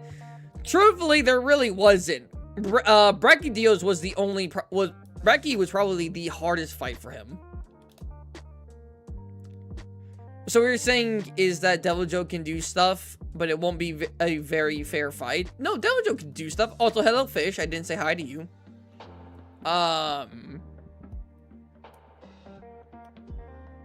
He could do stuff. It's just that I think Teostra has the arsenal to win in the long run. I think in the beginning, I think Deviljho is going to be the aggressor and the one doing the most damage in the beginning. However, I think Teostra's Blast and Fire will be enough to basically whittle down Deviljho. But I think it's going to be a high diff fight.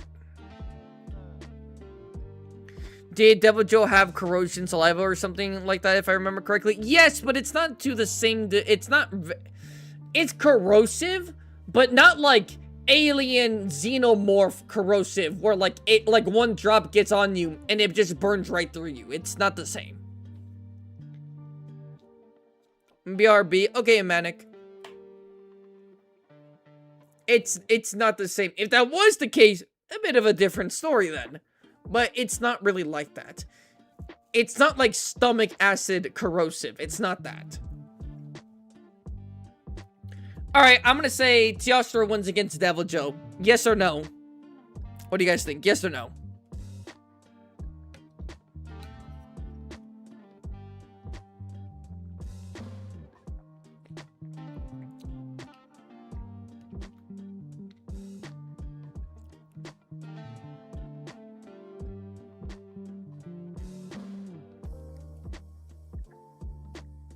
Yes, Queen.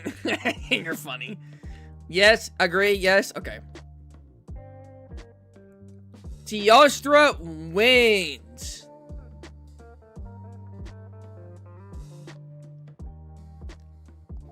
Teostra wins. All right.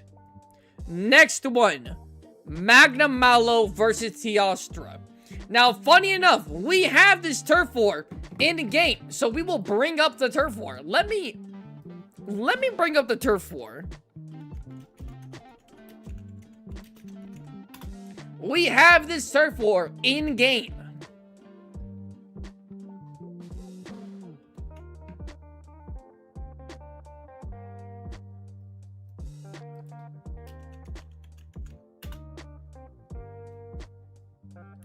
Teostra wins the turf war, I believe. No, it's a tie. It's a turf. The turf war is a tie.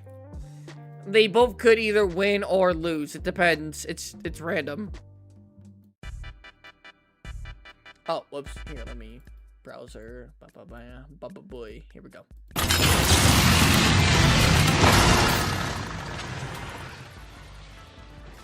Isn't this cool, by the way? It's like, by the way, fuck me. I didn't realize how bad is this quality. Bro, it's 180. Why is the quality so buns? Why is it so buns? Alright, well, let me pick a let me pick a different video then.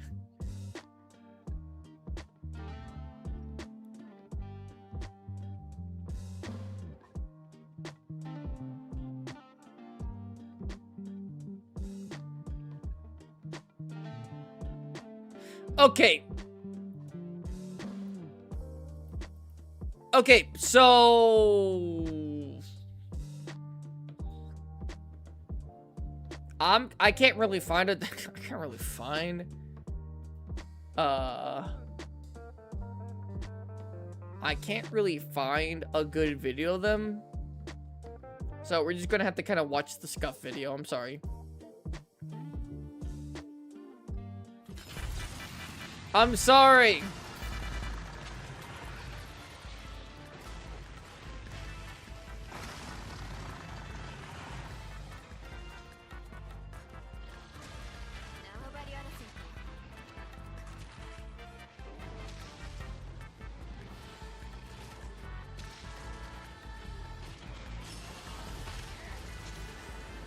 Oh, shit. Oh, fuck. Go back!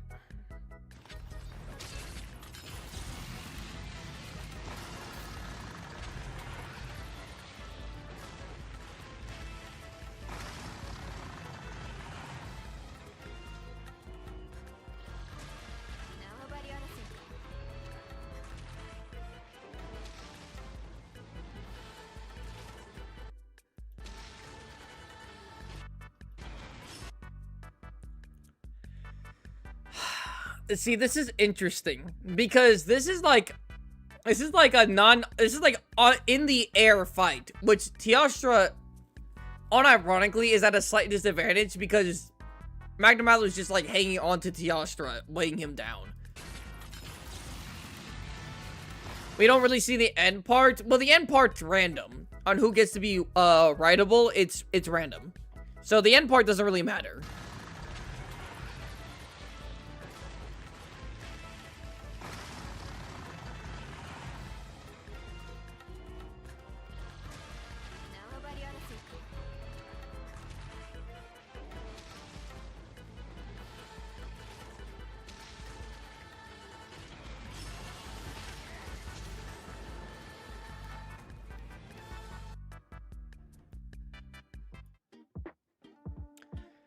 Okay, so in case you guys were curious,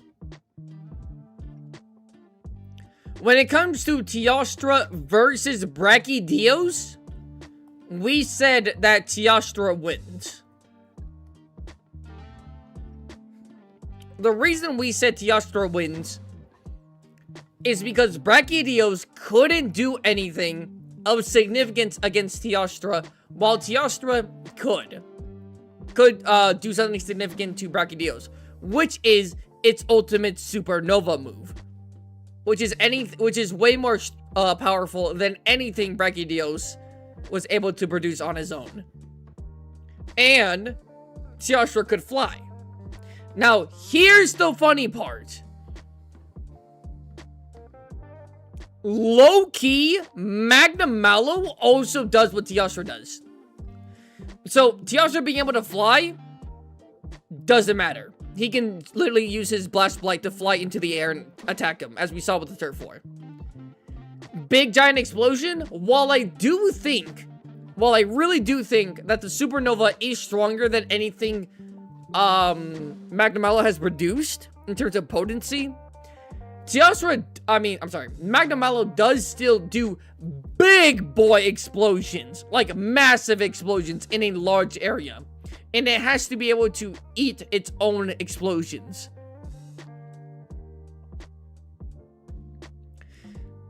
In terms of potency, I'm going to say that the Blast Blight is probably stronger, but the Hellfire can be used and is more versatile. I think the Blast Blight in general is a bit stronger than Hellfire, but Hellfire can be used in just so many different ways. Do we agree with that? Yes or no?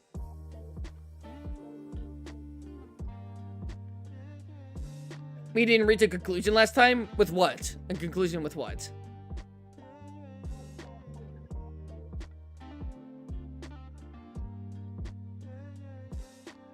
It's not a big of a gap. I agree, my good sir. Okay.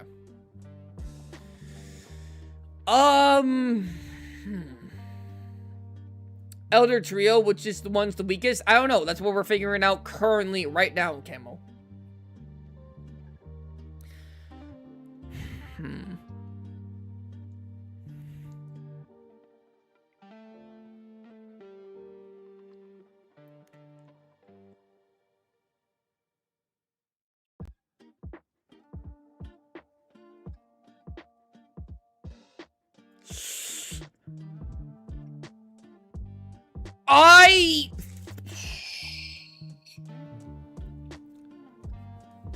Because here's the thing, right? It's like a different type of matchup, despite they're both being like blast resistant and expert in blast, like Brachydios is.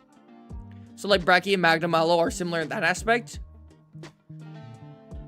I think we say tie. Do we say tie, yes or no? The reason I didn't give Brachydios and Teostra a tie is because definitively Teostra had like 2 things that Brachydios couldn't answer for. The gap in strength between the supernova and regular slime attacks, and Teostra being able to fly and Brachydios not really having a way to answer to that.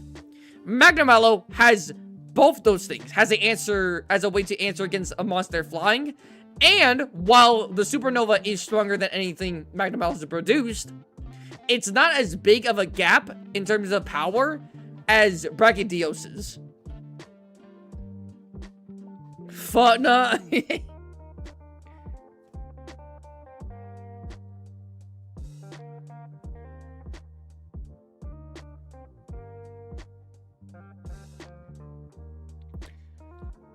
Alright, you know what? I'm gonna put a poll.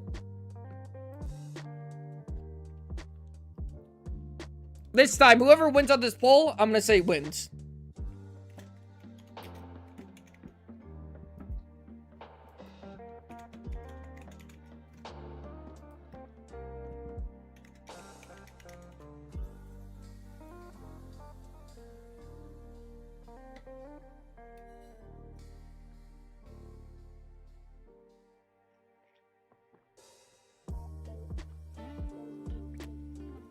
And do another Elder Trio, but with stronger Elder Dragons? Maybe cool. Maybe.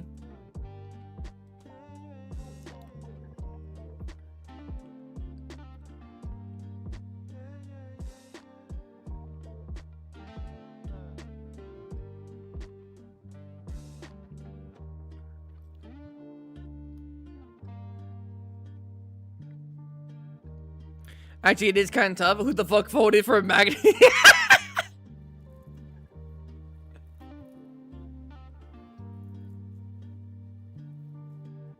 Damn, a lot of you guys are saying Teostra wins. That's kind of surprising. That's kind of surprising.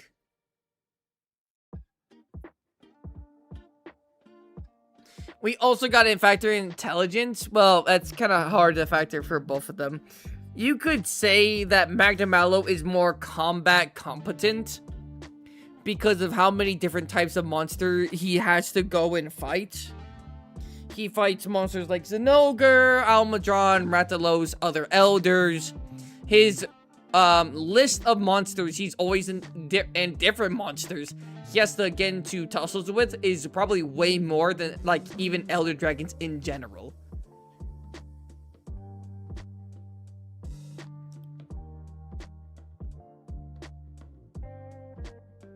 Oh, wait, you know what? I think I can... Hold on. I'm going to end poll, but that's not it. Hold on. Let me see. Can I add a third option? I can, right? Yeah, I can. Okay. I'm going to add a tie option. Sorry, Hunters. We're not done. We're not done. I'm going to add a tie option. Let's see how that works.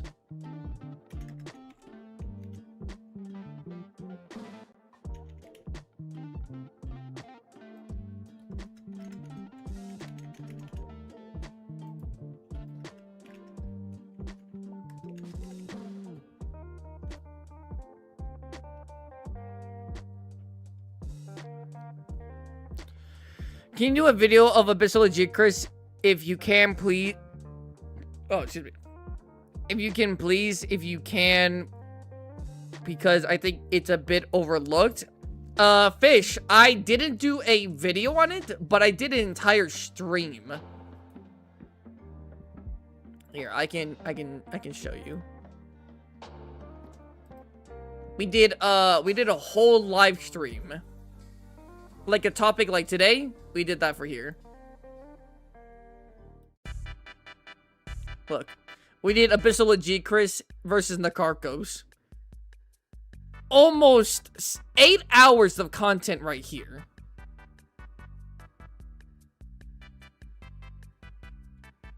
So I'm not sure if I'm going to be doing a video on it. Maybe I will. But in the meantime, I did do... I have done a stream on it.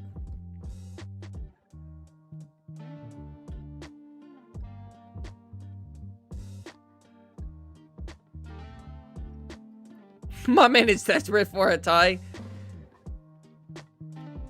Oh shit, wait, Ty's coming out on top.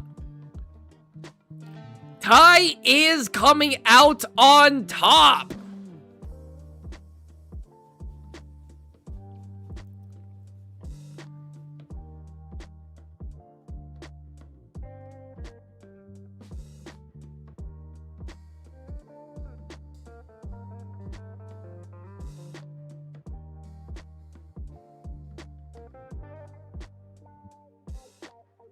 Has more potential.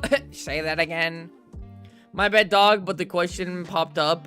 Do you plan to do a version of this discussion pertaining to the Risen forms? If so, do you think it's the same results? The results would most likely be a bit different. Would be slightly different. But no, I'm not gonna do a Risen version. I'm not. I'm gonna give it one more minute. We got 20 votes in. If you want to post your votes, do it now.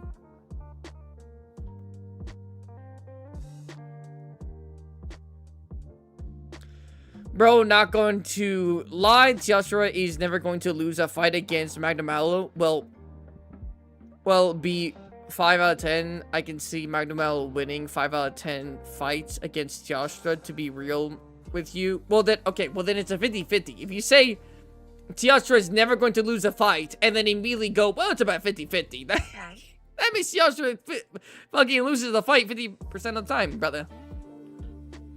And coming in from top ropes, Gnarly votes for Tio. Oh, shit! Oh, shit! With 22 votes. If you want to vote, vote now. Otherwise, I'm going to end it. Also, welcome back, Gnarly. How is Mari's stream? I'll be kind of funny if everyone voted Magna for the funds. I'm playing Monster Hunter Rise. Hey, go for it, brother. I'm gonna end it. I'm gonna do it. Alright, with 22 votes. We've been fighting Zoshia for her drip. Oh no, don't tell me she's trying to copy my fit. I had Zoshia in my fit. No, I'm just kidding. Teostra is the winner.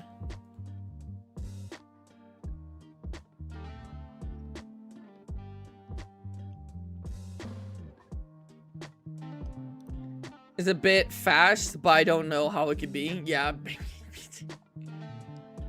I'm just listening to the stream while playing Iceborne low-key. That's fine. Damn right he wins. Tio deserved it low-key. Honestly, Alright, now. For the main event.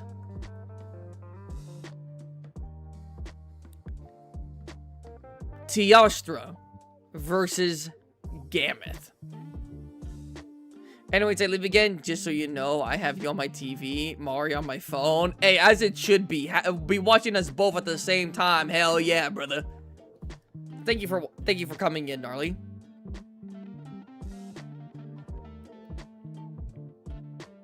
I don't know why I was begging for the tie. Bro got that post-nut clarity. He's like, what was I even saying?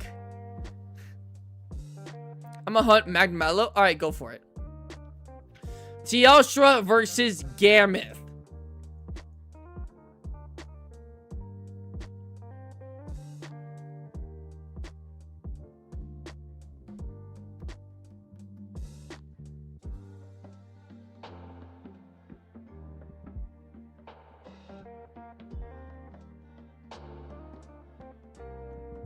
I'm low-key gonna say Gammoth.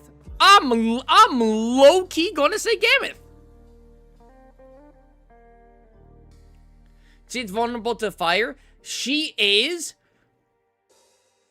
One small caveat. She is thick with muscle. She's going to get burned, but you can live burns.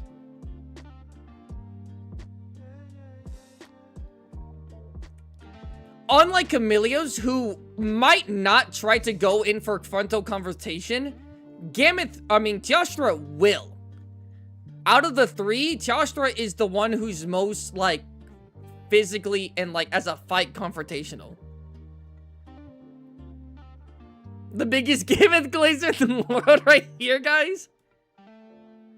Oh, hello, Art. Welcome in. Are we talking about Teostra versus Gameth? Yes. Here's my thing. I think... I understand the whole fire thing, right? But you have to keep in mind, I don't think Teostra is going to be able to... is going to zone like Kushala or Chameleos does. He's going to get up right in front of Gameth's face. And Teostra is literally smaller than even Chameleos. It's going to take a few good stomps in.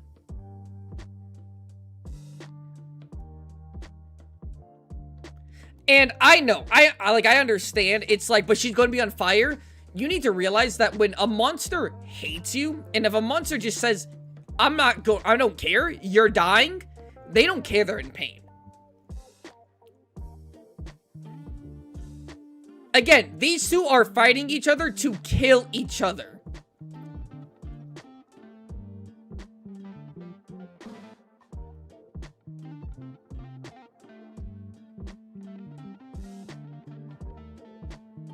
The glaze is bigger than Gameth herself. I low-key think you guys are just saying fire beats, she has a fire disadvantage.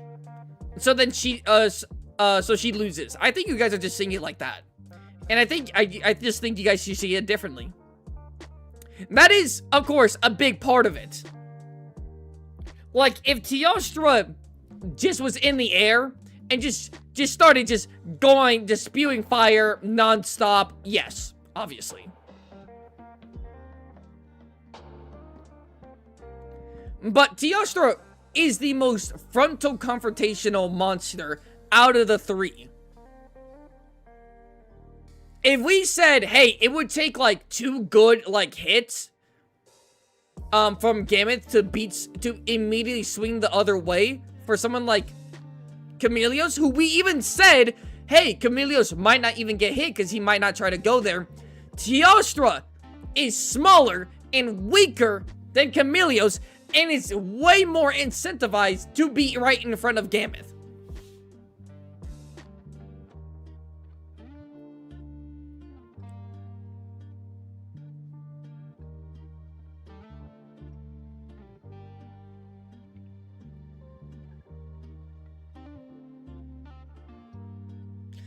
Be able to break the horns if it hits them head on. That's also true. That was one of the reasons why I said if Gameth got like 1 or 2 good hits on Chameleos, it would immediately swing the other way for Gameth. Because I don't think I ever mentioned that. I don't think I said it out loud. But I assumed Gameth would be able to break a horn off, given she hit him like 1 or 2 times really good. Oh, do you think Gameth could take a Teostra Supernova? It probably almost just immediately kills her. Leaves her like 5% HP, but doesn't like outright kill her. Well, no. If we're assuming the Supernova happens like how it would normally happen in a fight, so the fight's been going on for a while, and then Supernova, yes, it would kill her. However, again, the Supernova needs time to build up. And on top of that, Teostra has to go into its blast mode in order to go into Supernova. Teostra can't just stay in fire mode all the time. And I'm not gonna lie, Gameth is big enough to eat those blasts. Well, not for a very long time, but big enough to be able to survive for a bit. Gameth does not tank a Supernova? I didn't say she does. I said she doesn't. Also, hello, Kubi. Welcome in.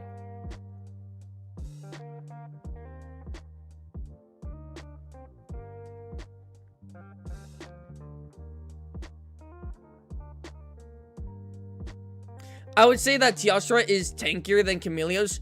Well, In terms of tankiness, I would say so. But physically, like physical strength and size, no. But in terms of how much impact he could take, probably.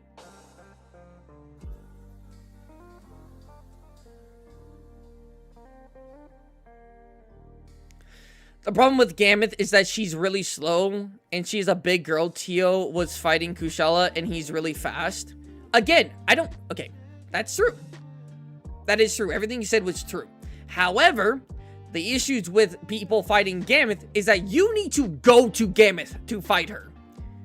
She doesn't need to try sprinting and chasing you. She doesn't. You crash into her, and she's the wall.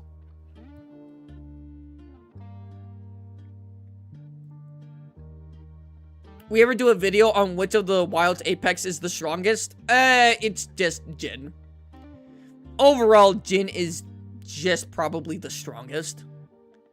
Now, who's the second strongest? That's a better video. But that also doesn't sound like, you know, doesn't sound very good. Joshua is like a pitbull, angry, little fast, but realistically can't do much to you. What? No, I wouldn't say she can't do much to Gameth. It's just that this fight is not going to be a this fight isn't going to be a oh my god. I have so many thoughts running in my mind right now. I'm jumbling them up. This fight isn't going to last a long time. I think this fight happens and concludes before Teostra can even do its supernova.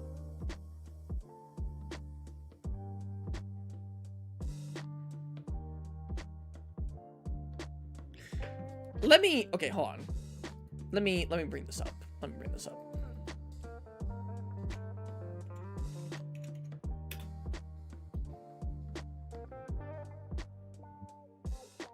Oh my goodness, I typed in Gameth and my video popped up. That's so cool.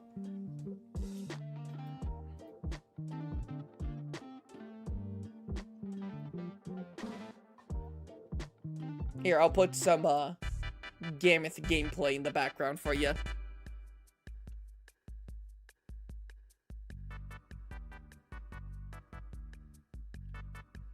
Gameth versus New Udra Turf War would be peak to see. I think Gameth wins that. But it would be really cool to see. What Gameth going to do if Tio flies up and just spams range attacks like Prime Monster Hunter World Heavy Bowgun? Not much. I mean, she could grab snow. She can actually grab like rocks and throw them. Like she does have that in her repertoire.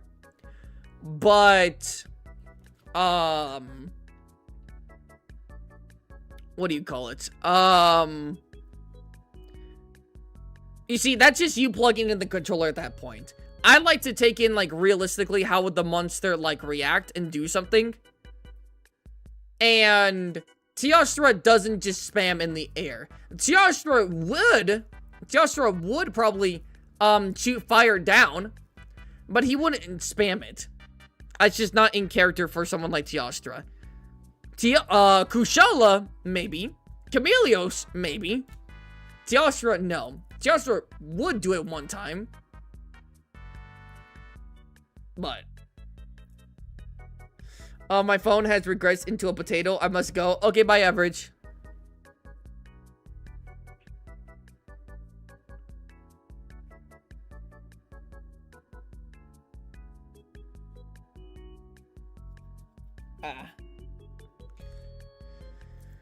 I mean, not really. Tio can attack from far away from fire breaths non-stop. He could. But would he? Very realistically, no.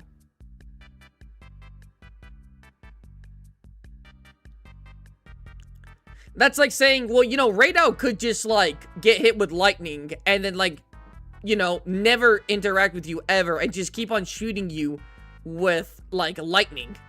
It's like, he could, but we've been shown constantly that he does like to get up and close a good amount of times, too.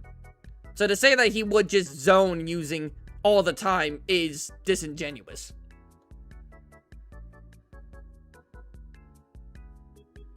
What is HBG? Oh, that's heavy bowgun.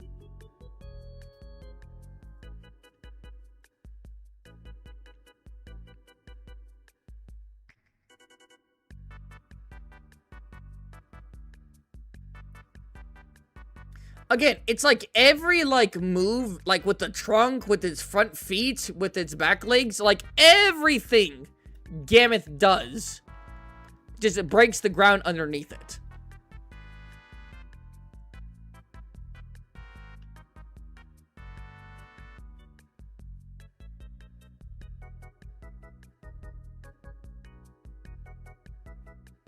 Of course, it's kind of hard to tell a little bit here. Well, that was a good one. It's a little hard to tell here because, well, you know, melee gameplay here.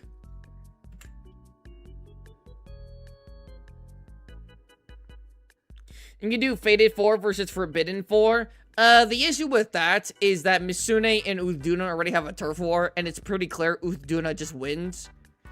I could do a 3 out of 4 Fated 4 out of Regional Apexes and do Glavenus versus Nuudra, but I couldn't probably do a full Fated 4 because Misune versus Uthduna would just be redundant.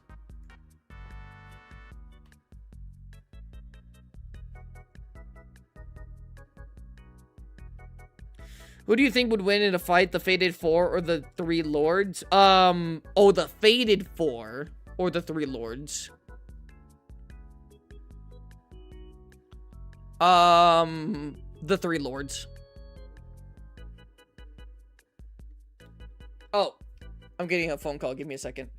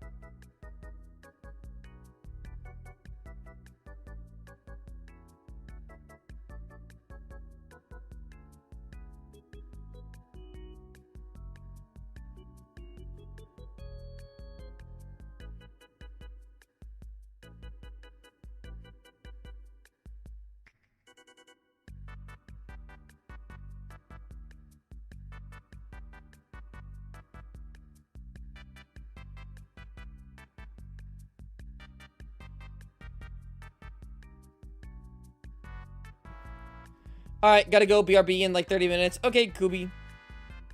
I think, okay, I'm gonna say it like this.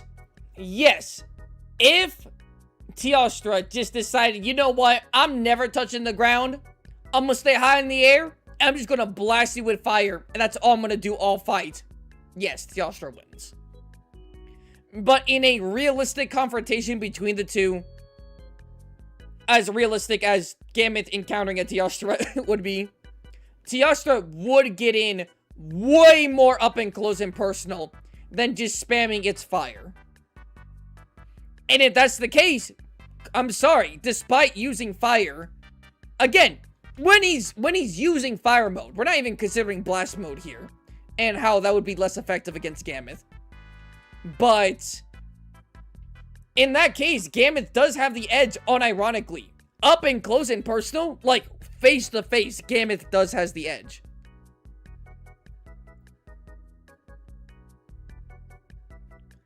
If you want to plug in the controller for Teostra, yes, Teostra would win. But I don't like doing that. again, that's why I didn't like doing it with my Kechawacha versus Bishaden. Bishaden has everything he needs to beat Kechawacha. But considering Bishaden's own fighting style and realistically how he would approach the fight, Kechawacha would win the fight. And I think that's literally a situation here. If you plug in the controller for Teostra, then yes, Teostra wins.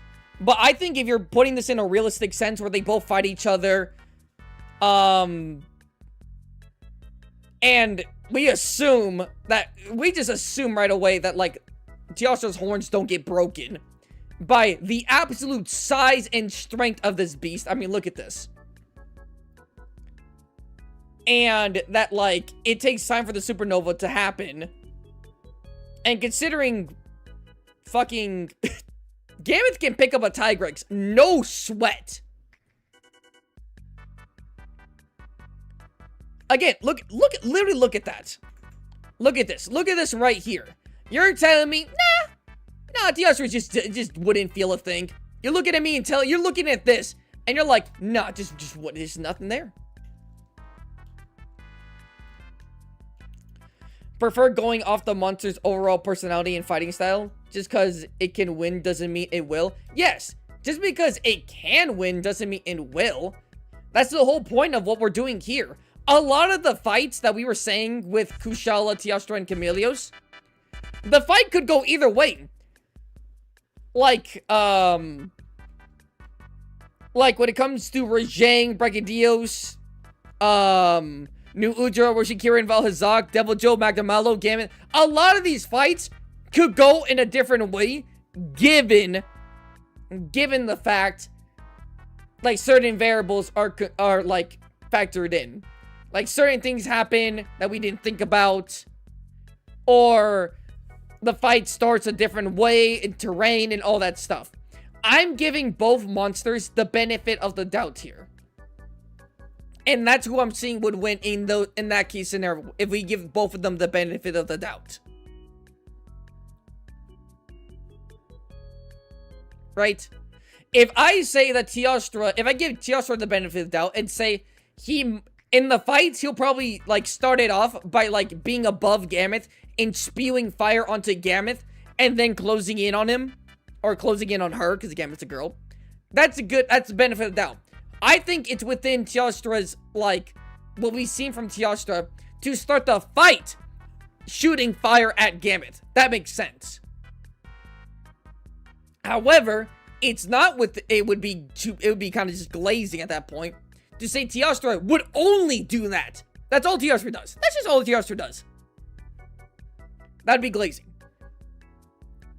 And I would be willing to give Gammoth the benefit of the doubt of saying if Gammoth could get, like, good, like, strangle, good hints and stomps on Teostra, he is screwed.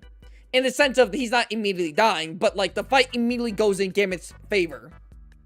Breaking a wing, maybe breaking one horn, or doing something, right? And given, if I give them both the benefit of the doubt, Teostra goes through his fire and his blast cloak at least one time, I think Gammoth has enough bulk to outlive. I think Gammoth has enough bulk to beat Teostra, like, extreme diff. I feel like that isn't crazy to say. Because, again, a lot of you guys just saw, oh, Gammoth's weak to fire? I mean, you know, Teostra just wins. Again, I should let you know. Rajang is weak to ice. He ties with Velkhana.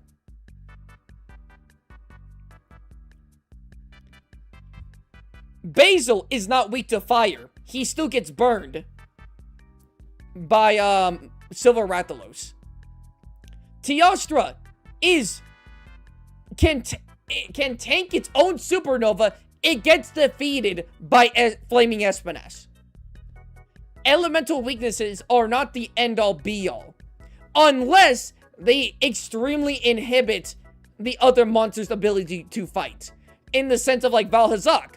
Valhazak, fire is a way bigger disadvantage for Valhazak than it is for Gameth. Because the effluvium cannot survive in high temperatures. And that is basically all he can do. Valhazak can do. When the fire gets in Gameth's eyes, I mean, I guess it would burn her eye? If it gets in her eye, then I guess her eye's getting burned. And that eye would be useless. Theoretically. I mean, that's how it goes if your eye got burned. Like, your eye physically came into contact with fire. Teostra gets beaten by Espinas. Flaming Espinas. Flaming Espinas.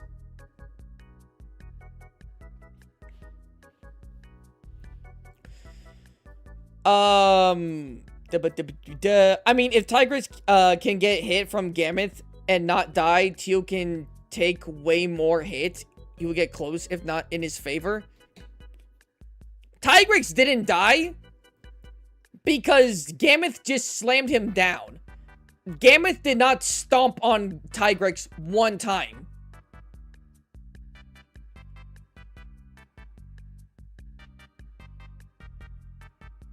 Which makes sense. Which just makes sense.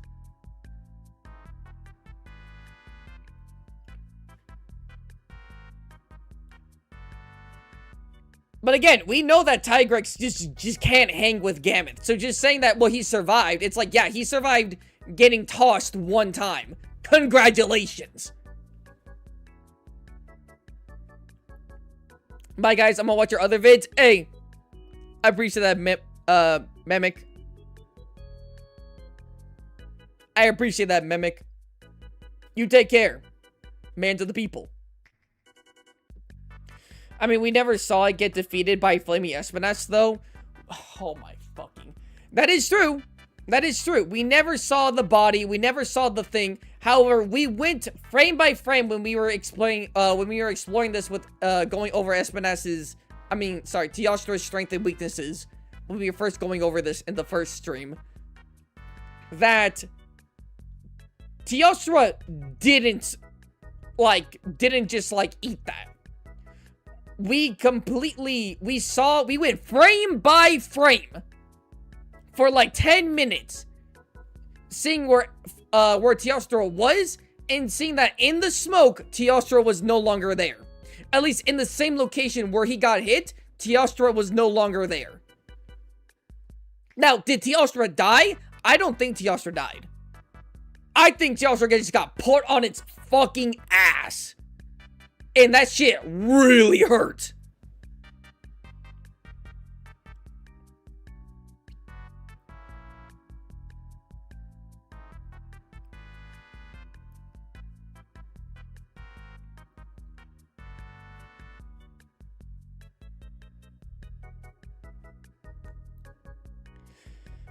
I mean, we never saw Teostra get beaten, yeah, because we never actually saw it get hit.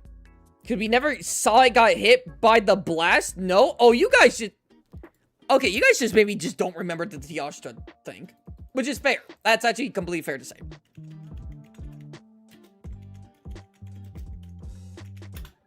So here, let me freshen up your memory from this.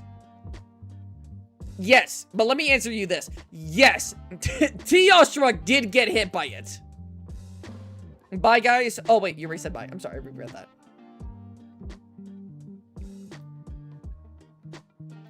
We'll rewatch this. Growing fiercer by the second. Hold on. Let me restart this.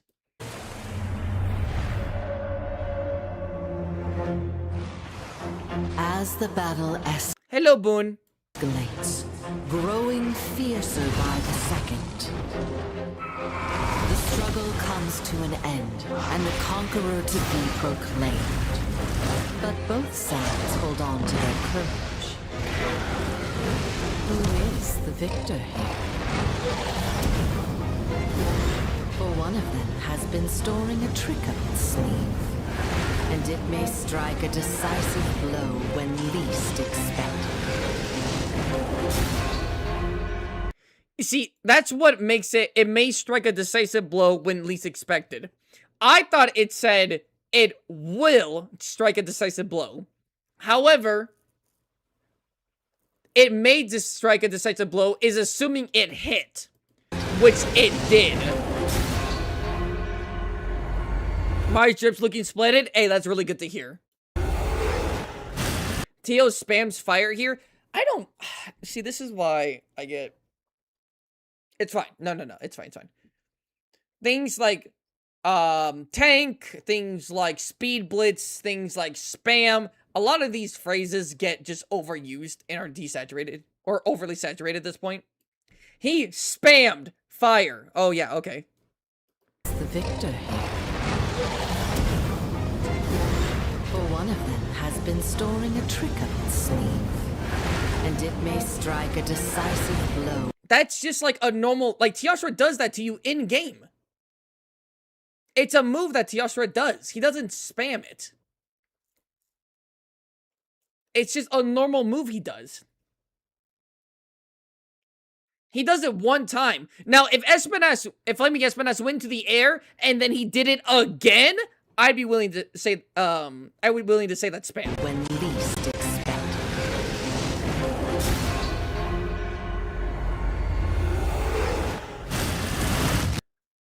Fuck. Look here. But did he really get hit? Yeah, fuck, that's a good question. I don't know, did he? Did he? He didn't really spam. Yeah, the move takes a little bit, but he doesn't spam it. Again, spamming is repeated action. That is what spamming is. If I snap my finger, that's not spamming. If I do this, that's me spamming, me snapping my fingers. It's the action that has to be done multiple times, not the length of the one time. Okay, so here, this is what... Wait. Well, I'll do this again. I'll fucking do this again. Teostra. Right here. Right here.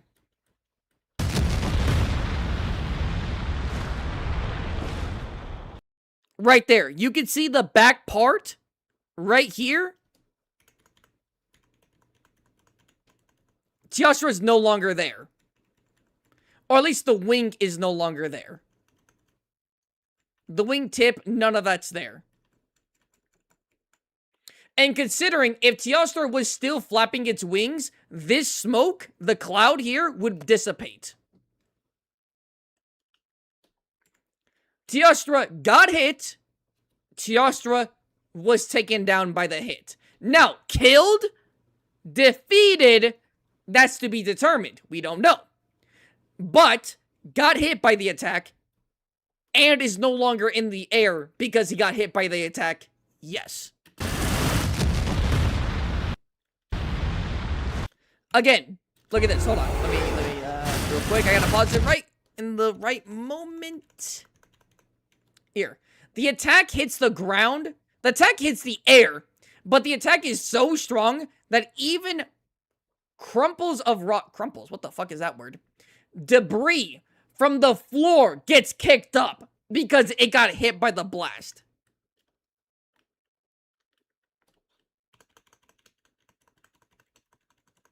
This is stronger than Teostra's own Supernova. In terms of size and output, it is more powerful. Which makes sense why Teostra would have gotten knocked on his ass from this attack. Again, I've said this before. I said this literally just, what, like 10 minutes ago or something? I said, Teostra opening up the attack, opening up the fight against Gammoth with a Fire Blast like this, I said that's within character. Right? Like, Teostra in fight and in a cutscene like this one has shown he has done this before. To say he will only do this in the fight against Gammoth is idiotic. I'm sorry, it's not idiotic, but it's misinterpreting what Teostra does in his fights.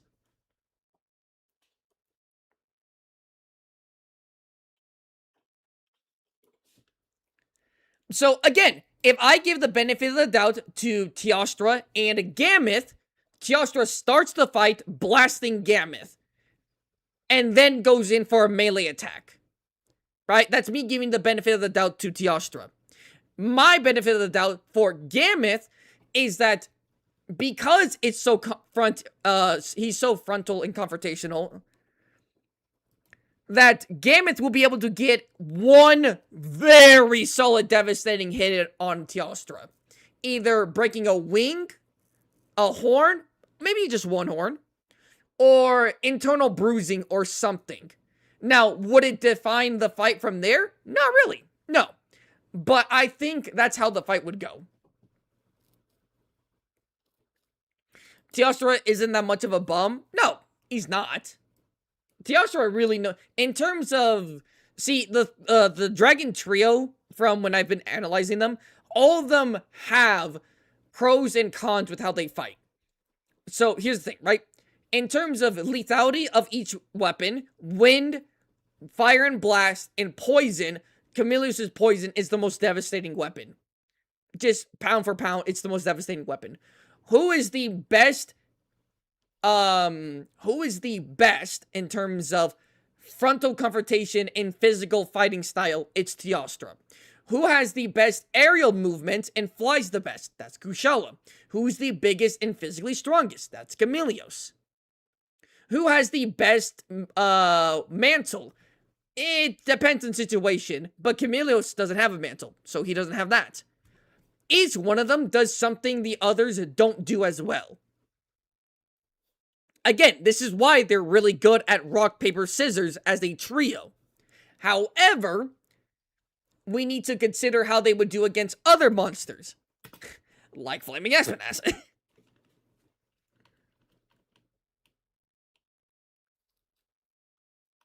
Starting with it, bro, this attack is really hot. Tio got that one of the strongest fire breaths. One of the strongest fire breaths you have. Who's above Tio? Lunastar's above Teostra. Kolv, Fatalis. I'm not going to count any of the other Fatalises. Geismagorm. There's not really a ton of, like, fire breath monsters, actually, not thinking about it. Flaming Espinas. Although Flaming Espinas fire, I don't think is actually as hot. Funny enough. I think the force behind the explosion is better, but the fire itself, no. I believe the metal rafts have hotter fire. That's like 6 monsters. Safi doesn't use fire. Safi doesn't use fire.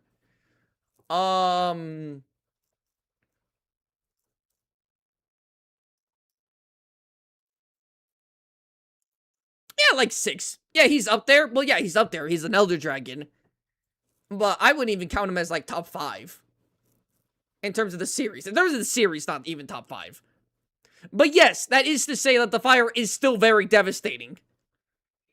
What do you mean, Geismagorm? Yes, Geismagorm's fire. Although, it's weird because it's fire and it's also blast in the same vein. Like, his fire is also blast, which is weird. But considering it's stronger just because of the size of the attacks and stuff like that is kind of like a weird way to say it. But I also said Fatalis is stronger, so I feel like saying Geismagorm is top 10, though. Oh, well, yeah, top 10, obviously. Flaming Espinas generally slimes out the world trio and then naps in their carcasses. That's funny. Sup? Oh, hello. You said you're back, right? Mimic. Yeah, you said you're back. All right, cool. Welcome back. My point is to say that I think Tio could win. I think Teostra could win. However, the reason why I say Gameth wins is because unlike someone like Kushala or Camilios, who maybe zone him out, who specifically says, hey, I shouldn't get into a frontal conversation with this guy, I'm just going to spam, Teostra isn't like that. Teostra is the most frontal confrontational fighting dragon out of the trio, which is why I'm more willing to give it to Gameth, because, remember, we said that in a frontal confrontation, we would give it to Gameth when it came to Camilios. And Camilios is physically bigger and stronger than Teostra. This is one of the things where it's like, Teostra has the toolkit to just easily win against Gameth. It's just that Teostra's fighting style is not good against someone like Gameth. He's smart, though. He will get that he needs to get away. Muhammad, all Elder Dragons are not dumb. I need you to understand that. All Elder Dragons are not dumb, right? They're all intelligent in some way.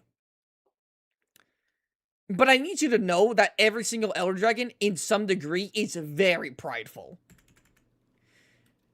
You're telling me, yeah, he would just simply move out, you know, just simply get out of the way. He saw his Flame Breath not doing shit. And he's like, let me just keep, let me just keep on doing it. Let me just keep on doing it. Maybe within a month, it will start to hurt him. And he only stopped because he moved.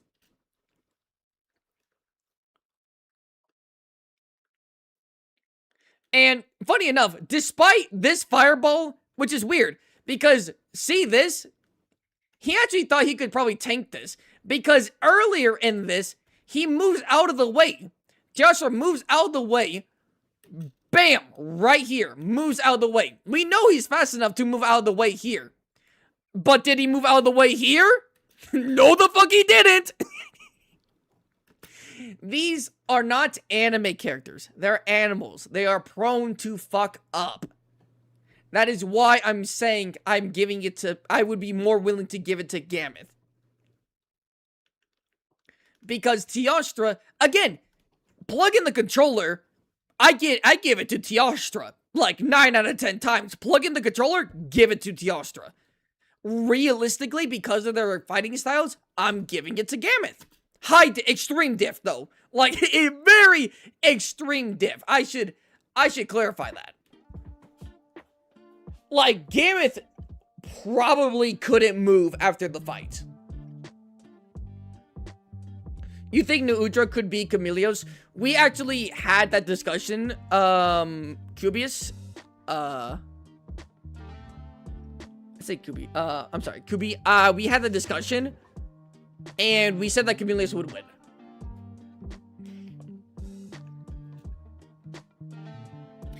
I completely agree that Gameth dominates in a brawl. I don't think Gameth would immediately go for the kill, probably drag it until Teostra learns to use the fire more. You're telling me he will get hit and just stand there? Bro, Gameth is slow. He's not going to take a hit. If it's like it hurts him, wait for the next one. Well, no. So Gameth's going to get like one good solid hit on Teostra, and then immediately either Blast Blight or Fire Breath in front of Gameth's face to then get away.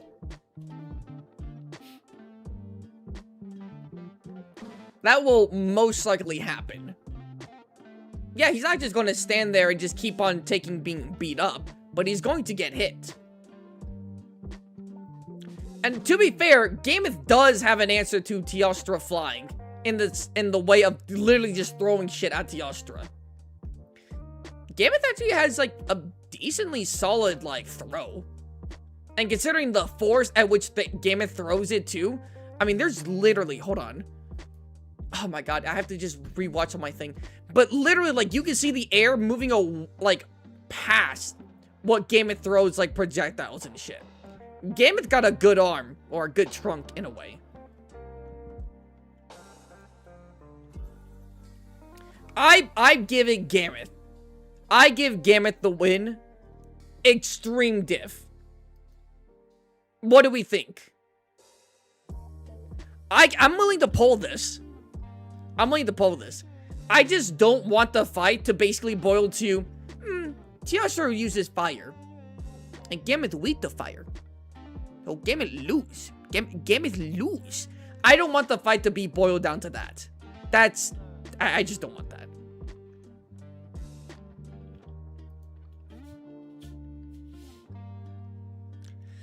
I just can't see Gaming end the fight fast enough. It doesn't feel in character for her to strangle or crush immediately. That is true. That is true. She isn't, it wouldn't be, well, it would be in character for her to do that kind of with a Tigrex. but maybe if she does fight an Elder Dragon and she knows her life's on the line, she would be more inclined to do it like that. But that's a big maybe.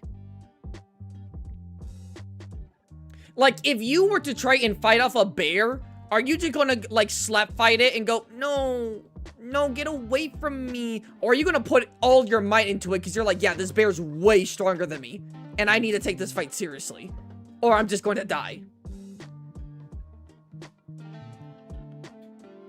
I say Gammoth has that reaction to Teostra. Teostra might not have that initial reaction to Gammoth, because again, with Elder Dragons, they are very prideful, and every location that they go to, they are the dominant ones. So Gammoth would just seem like a bigger target. And again, assuming... Again, when I gave both of them the benefit of the doubt here, and assuming my benefit of the doubt with Gammoth is true, right? That he's able to badly bruise, break a wing, or break one horn. It's either one of those three. That the fight immediately goes, like, it's more level-headed now.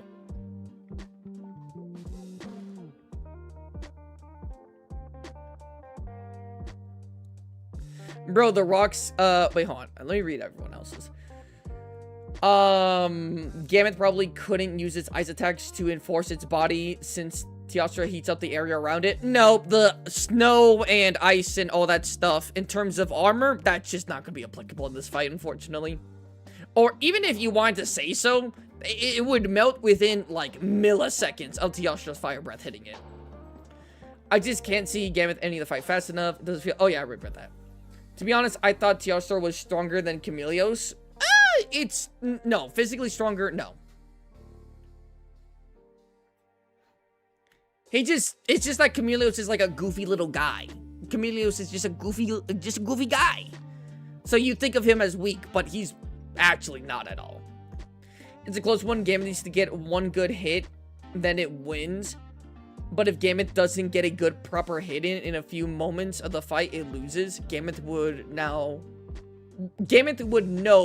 Teostra would be a great threat since it's so hot and the snow around it would melt. Yes. I do agree with that. Like, Gammoth would know. Like, all animals, all monsters know inherently that Elder Dragons are a threat. Which is why Barioth and Seregio stopped their fight to go fight Shagaru instead. Keep in mind, again, literally, they've never probably met a Shagaru in their life. They may have not even ever met a Gore in their life, Seregios or Barioth. But in that cutscene, they stopped what they were doing because they could feel the aura. They could feel the aura. But they knew that this monster was bad news, so they decided to attack it first, then attack each other. Which, literally, I don't know if that ever really happens. Even in the three-way fight between Zinogre, Rathalos, and Diablos, they fought each other. They didn't just stop to fight Zinogre when he was the last one to pull up. They decided to fight each other. Elder Dragons have that inherent, like, threat level to other creatures where it's like, they are the big dogs. They stopped the fight because they got in the way? No. Again, Muhammad, that's exactly why I'm saying there's a difference between that and the three-way fight between Diablos, Zinogre, and Rathalos. If what you say is correct, then Rathalos and Diablos would have just jumped Zinogre, because he got in the way of their fight, or their potential squabble. But that didn't happen, did it? Nope, they all fought each other basically at the same time. Nothing really came of it, to be fair, but they weren't like there wasn't like a 2v1 situation here. It was a free-for-all. Bro, the rocks Gammoth can throw will not hit Teostra. He was fighting Kushala in the airs. Do you think rock can hit him? That's a good question. That's a really good question. Do I think a rock, a fastball, could hit Teostra? That's a good question. Could a projectile ever hit Teostra? That's a very good question. You know, I just don't know. I just don't really know if it's really possible for a projectile to hit Teostra. I mean, even in this cutscene, we saw him dodge a projectile one time. It's a bit hard to say. It's a bit hard to say. Yes, I think I'm fucking with you, but yes, I do think Gameth could hit a rock throw on Teostra. Yes. Now, is it a reliable method against Teostra? No. But is it at least an option? Yes.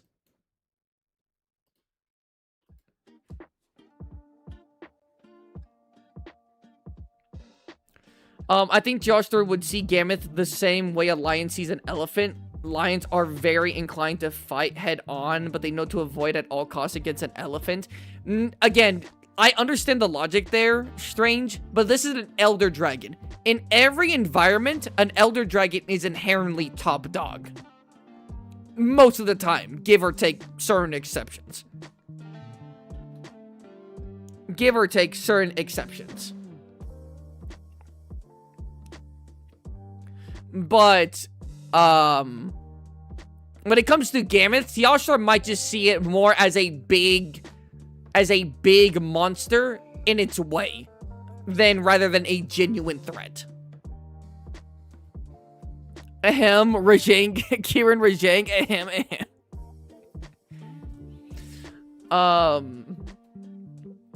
I don't think Gameth knows what a Teostra even is, so she would not go full power and need to kill him frame 1.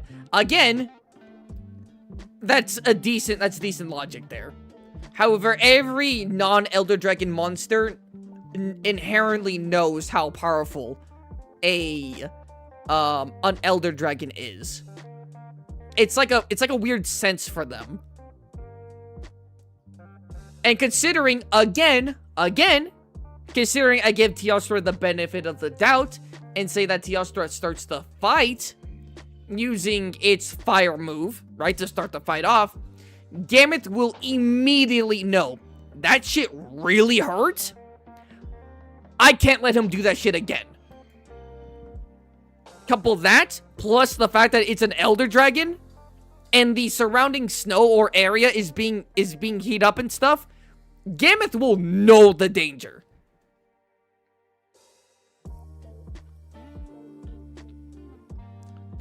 So the idea of, like, Gameth just, like, not taking the fight seriously, I don't think makes sense. For what an Elder Dragon versus non-Elder Dragon monster fight normally happens, how they interact usually in Monster Hunter in general, and the fact that, like, Teostra would hurt the fuck out of Gameth, and Gameth would have to, like, lock in. Now, would Gameth be able to, frame 1, just kill Teostra by constantly stomping it? I don't think so. But do I think Gameth would try to do as much damage as possible to Teostra in the first bout? Yes.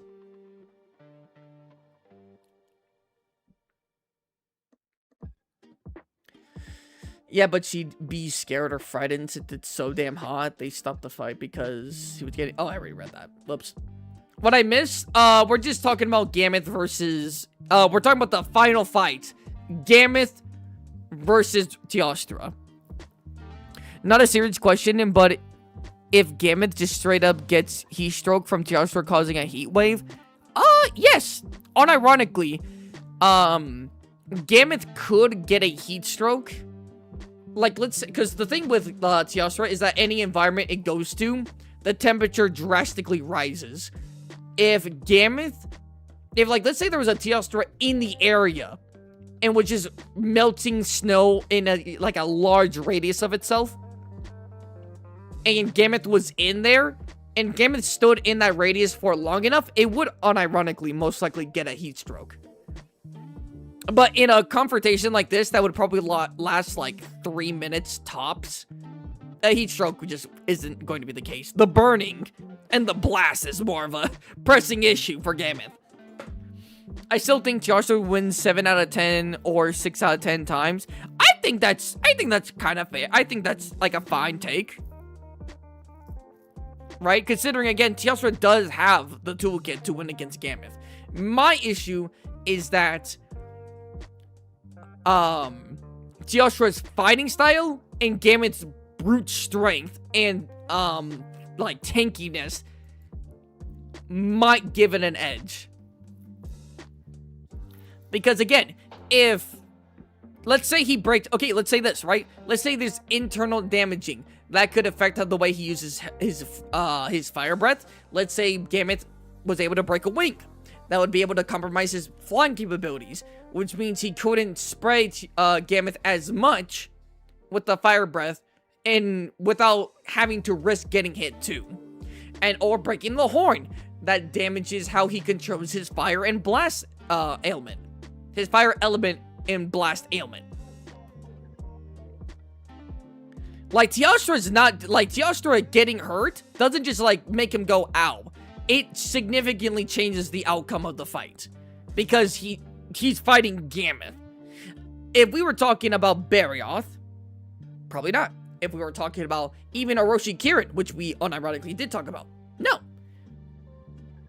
But Gammoth is the physically strongest monster that we've talked about in this entire time.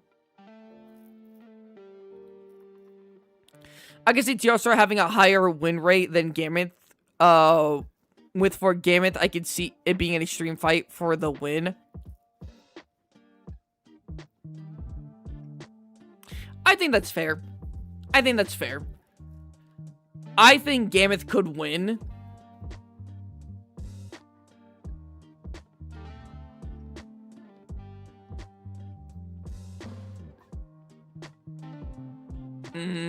It's just because I'm imagining the fight now. It really does depend. Again, I'm giving both Teostra and Gammoth the benefit of the doubt during, like, one benefit of the doubt. Again, Teostra starts the fight, flying above Gammoth, shoots her with a good amount of fire breath, and then charges in, right? That seems on brand with Teostra. And then I give the benefit of the doubt with Gammoth, saying that Gammoth then, being enraged and feeling his life threatened, grabs Teostra and then throws it down to then stomp on it, leading to internal damage. Either 1, internal damage, either 2, a broken wing, or 3, a broken horn. And it's like, it really depends on, like, which one of those happens. I mean, truthfully, 2 things could actually happen. Like, a broken wing and internal damage is very realistic. But, like, I don't want to give, like, too much to Gammoth, so I'm just going to say only one of those happens. One of the 3 happens. And it's like, it kind of depends on, like, what happens.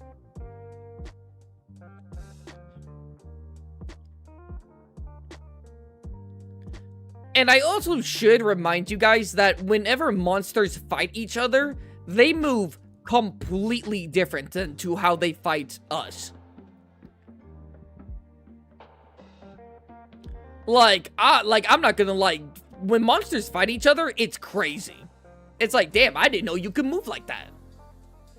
So the idea that Gammoth could actually move slightly faster if it felt like its life was in immediate risk against an Elder Dragon, I think is realistic.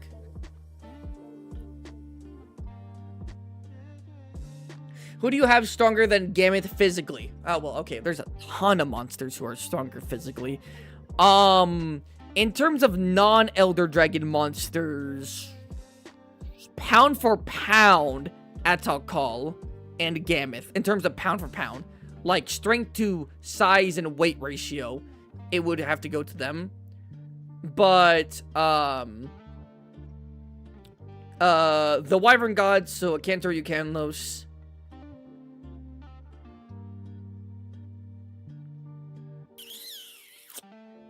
Low-key, well, Jin is like just as strong as Gammoth, but in a slightly different way. Oh, yeah, just basically the Wyvern Gods. In terms of size and power. In terms of strength, the Wyvern Gods. But if we're quantifying it, strength in terms of size, like the ratio between power, strength, and size, Atakal and Rajang. And Atai is kind of like Jin. But in terms of, like, just straight up, like, physically stronger than Gammoth, the Wyvern Gods, definitively. Again, for non-Elder Dragon monsters. If we count Elder Dragon monsters, well then it's like basically every gigantic monster. Like, every gigantic monster. And, like, other monsters like physicality, maybe not. Physicality, I might give it... No, Nergi, unironically, is about the same. I know that might sound crazy to say, but literally from what we've seen, whenever Nergi breaks the ground, whenever Gameth breaks the ground, it's literally like almost 1 for 1. It's almost like 1 for 1. So they're at least comparable to each other, but if we're counting Elder Dragons, basically like every gigantic Elder Dragon is stronger than Gameth.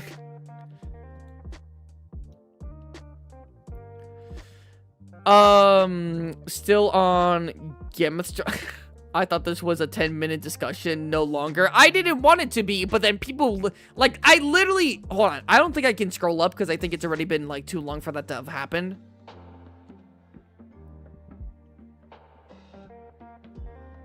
Oh, no, I can scroll up. So, I ended the vote between Teostra and Magnamallow, right? I did. And then I said, okay, next up, Teostra versus, Gameth. And everyone immediately went Teostra. ABD, when handpicked Gameth, she dies. And then, Quarter says she's vulnerable to fire. Loses. And then Muhammad said, weak to fire. Loses. Camel said, overwhelmed Gameth. Teostra wins. And so, the reason we were so much on this is because I felt like a lot of people were downplaying Gameth, per usual. And I need you guys to know it's a lot closer than you might suspect. But, with that being said,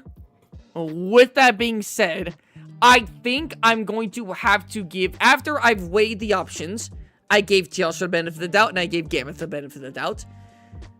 And I've gone over basically every possibility, ludicrous or non-ludicrous wise. I think my conclusion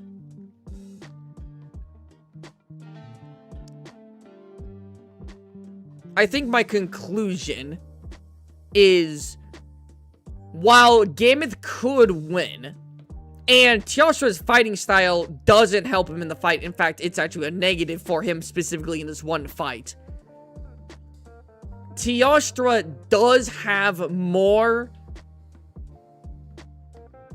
not win con specifically, but has enough to the point where even if Gameth did get like one good solid hit on Teostra, because he can tank his own explosion, supernova, it wouldn't be as devastating as someone like Chameleos. So I would say Teostra high diff, with Gameth getting lucky a few times and actually beating Teostra. But in a general sense, like, I think Teostra would win, but like broken horn, bruised everywhere, wing looking like an origami piece.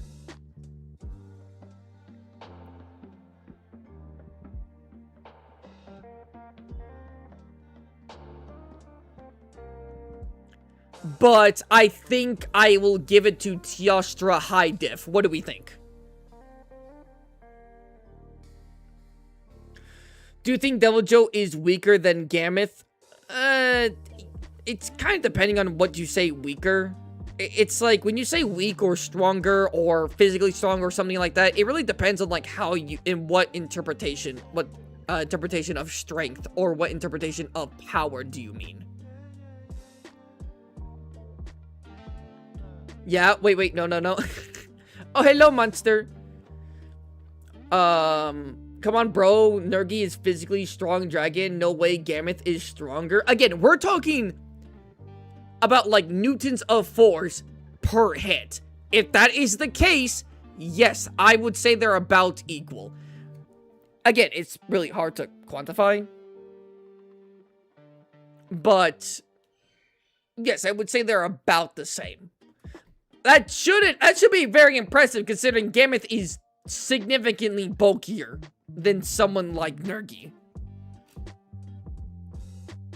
But yeah. Oh wait, Spottable is the guy who thinks Gammoth's Elder Dragon level, right? Yes, Gammoth is Elder Dragon. Oh my god. Yes, Gammoth is Elder Dragon level, yes. The issue, in my opinion, is Steel has versatility that Gammy just doesn't have. I'd vote for Home more often than not. Vote for Home? Okay. That explains a lot. Guys, I literally have a criteria for what I consider a monster to be Elder Dragon level, and then I have 2 videos power scaling Gammoth. I don't think it's controversial to say that Gammoth is Elder Dragon level.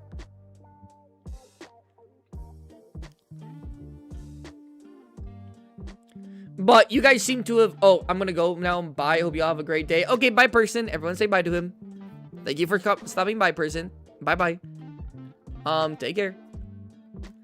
So everyone agrees that, like, Teostra high diff fight.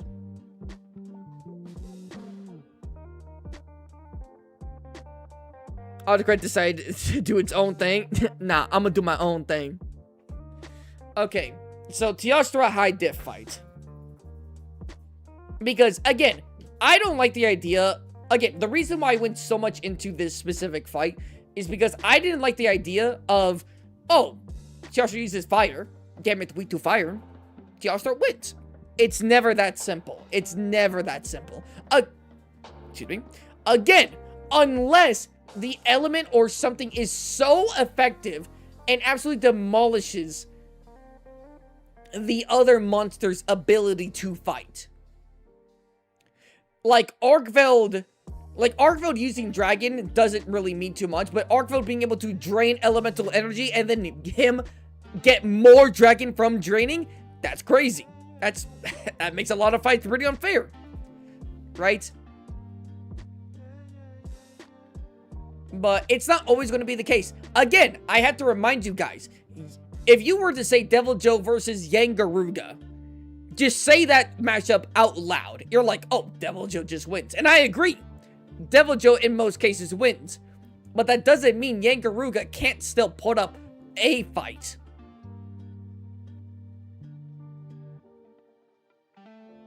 She's low Elder at best, and that's it? Yes, she's low Elder Dragon level. I'm not saying she can go band for band with, like, Primordial Malzeno. I'm not saying that at all. But she has the size, the strength, and the bulk to go up against someone like Kushala.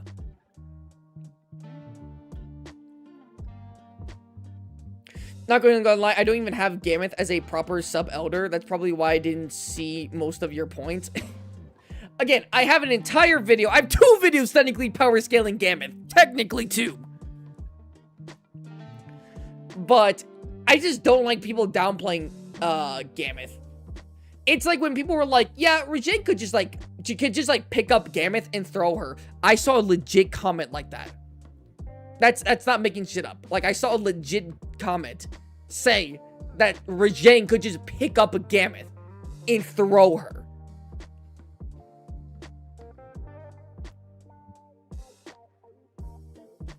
Are we still debating Gammoth? No, we are not. Actually, I think we're done. I actually think we're done. I think we have it. So we said Teostra wins.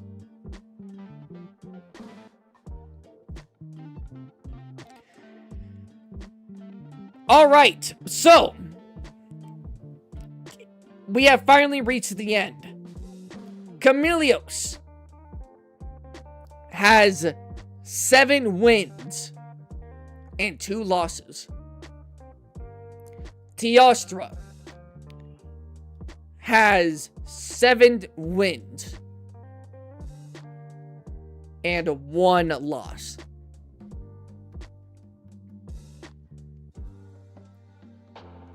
Meaning, Teostra takes 2nd place, with Chameleos being 3rd place. And there you go. I refuse to believe that a thinking humans said Raijin could just move, let alone throw a Gammoth? Yes, someone said that, which is why which is why when, like, I see people just say, like, outlandish things, it's like, it irks me. Now, I'm not saying that you guys say, well, some of you guys, I'm not saying in the chat specifically right now, it's outlandish things, but, like, some people just say that, like, Nergigante and the Elder Dragon Trio and Nergigante are on the same level. Someone said that the first stream we did on this topic. Someone said Shagaru is on par or maybe slightly weaker than Shara Ishvalda.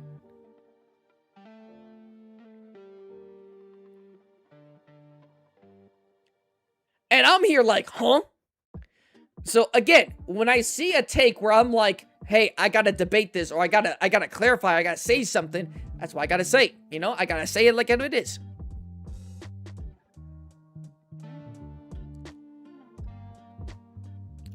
Someone actually said that. I was there. Yes, Kubi was there. Yes. Yes. Wait, Kubi, were you the one who said Nergigante was on the same power level as the Elder Dragon Trio? Or was that someone else?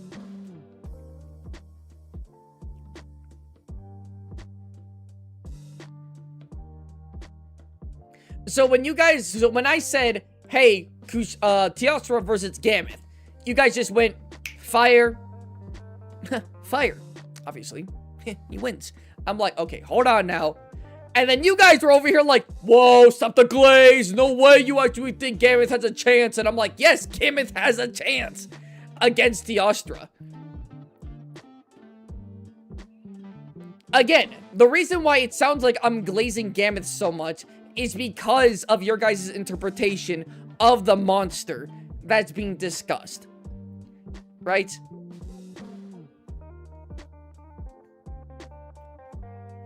Which is why I have to bring up evidence, which is why I have to bring up cutscenes, which is why we do these power scaling things to go more in depth. So we don't just go, oh, this monster has more aura, so it wins. Nobody mentioned Blast except for me at that moment. I mentioned Blast. I mentioned Blast and the Supernova for this fight. I just said that the Blast is less effective than the Fire, and that the Supernova most likely wouldn't even happen in this fight, because this fight isn't going to take long enough for the Supernova to even happen.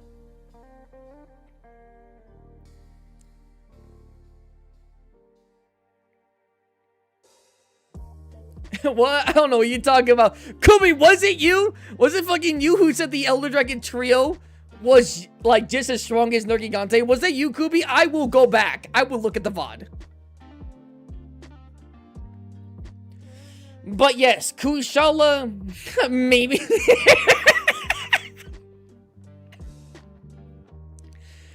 So yes, Hunters, after technically 3 streams and 2 separate days, after 15 hours of straight debates, not straight debates, but the first stream took about 10 hours, last stream took about 2 hours, and this stream is 3 hours, about 15 hours of debating and talking about this one topic, we finally came to a conclusion.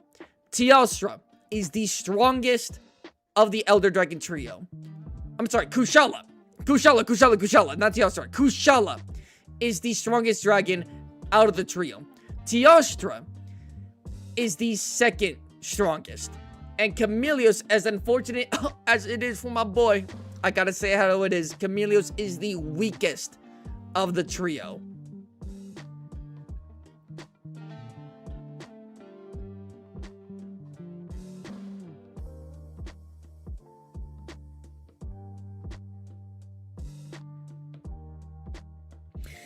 You mean Kushala is the most nature destructive? No, Kushala is the overall, like, maybe, like, strongest isn't the right word, but, like, most powerful out of the 3. Which, again, shouldn't be a surprise. Kushala has the best defense. He's the heaviest out of the trio. He has the dragon element. He has wind that isn't very hard to counter against other things that have resistance to poison or fire. No one has a resistance to wind. And not just that, but, what do you call it? The wind can have multiple, like, variables in a fight. Like New Udra, it can wash away the, it can get rid of the oil on New Udra's body. Valhazak can dissipate the effluvium.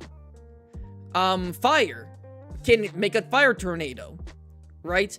It just has way more applications to be incorporated with the fight, rather than just say, oh, this monster's resistance, oh, this monster is not resistant, right?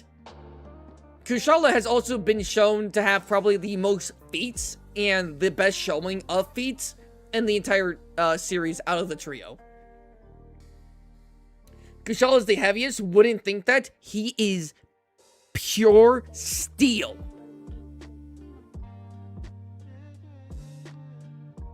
He is pure steel. We're still live? Yes, we're still live. We finally actually got it done, Brecky. We did it. Kushala is the most powerful. Teostra is second place. Chameleos is last place. I'm not gonna lie, I wanted Chameleos to be second place. But turns out, no. I mean, unironically, if we decided to give Chameleos the win against Gammoth, it would have been another tie. But, damn, Teostra having the type advantage against Gammoth made him pull through.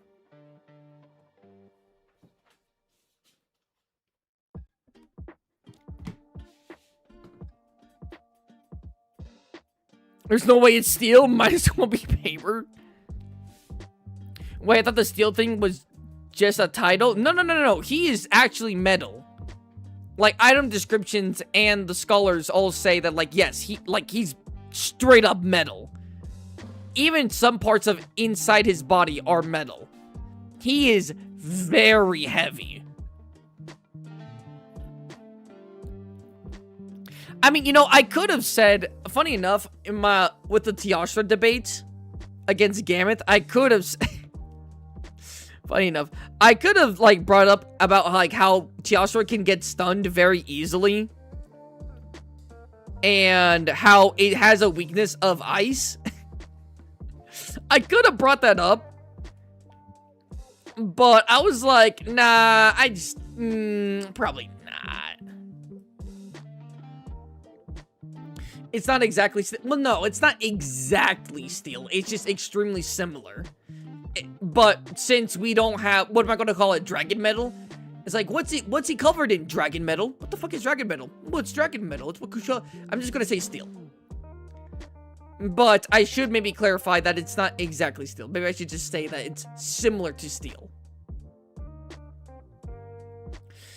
In my headcanon, the fight starts and Kushala just sits in the tornadoes the entire time, like World, and the other monsters just get annoyed and rage quits, and he wins, but forfeit. Okay, that's funny. I guess it's softer and lighter than steel since he flies. It doesn't seem to be very hard. No, it's very tough, but it's flexible. I will tell you that. It's flexible. But I wouldn't say it's softer or lighter, mainly because Kushala, even if it was a light metal, Kushala shouldn't be able to fly. However, we know he uses the wind to fly way more than he uses his actual wings to fly. So, it's realistically, he's a heavy-ass monster who low-key uses the wind current as like a what are those like scooter things that like fat people ride on because they can't really walk all that well, or they can't walk for a long period of time. It's like that. It's like Kushala like that, but with wind as a scooter thing. Which one would be best as if I shapeshifted? Teostra.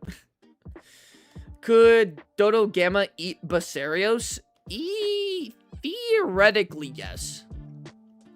Theoretically, if Basarios didn't do anything, Dodo Gamma would be able to to munch on the back of Basarios. Yes. A mobile scooter. It is heavy and hard steel, but he uses the wind. Yes. Alright. Well, that's the end of the discussion.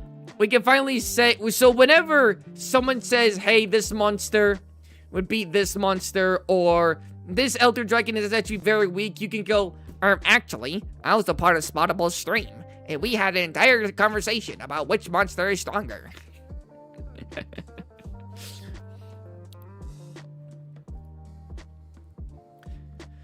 I will say, unironically, I do think Kushala might be able to even sweep against Devil Joe, Magdamallo, and Gammoth.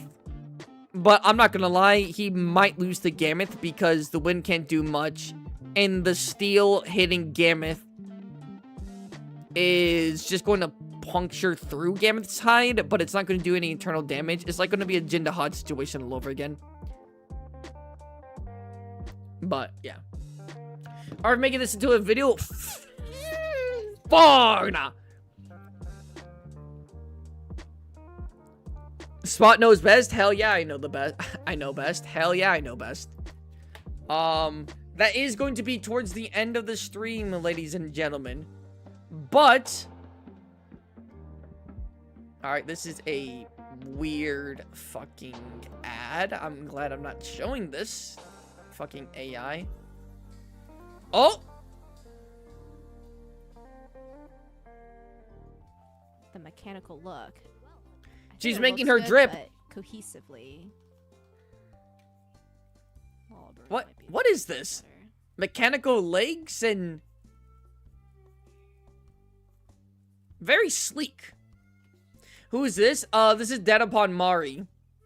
She's the one who I did a reaction video to on my last video. My Magdamallo reaction video. She's the one who made the video. Changes to a purple. We're decent content friends. Kind of would want that to be like a dark. Stream sniper. Oh yeah, Gnarly has me on his TV, and he has her on the phone. That's funny. Purple anymore though.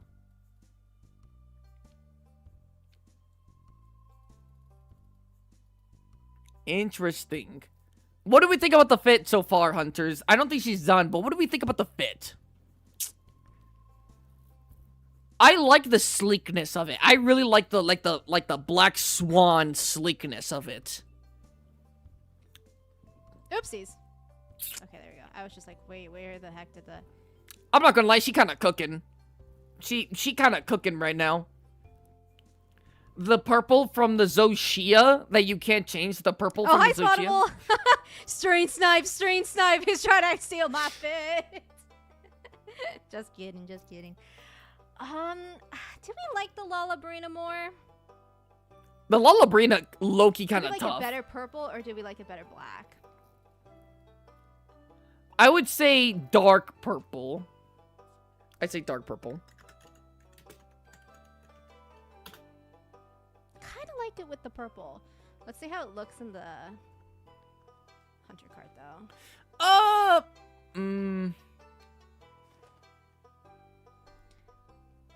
It does look better, I think. I think it looks better. I think so.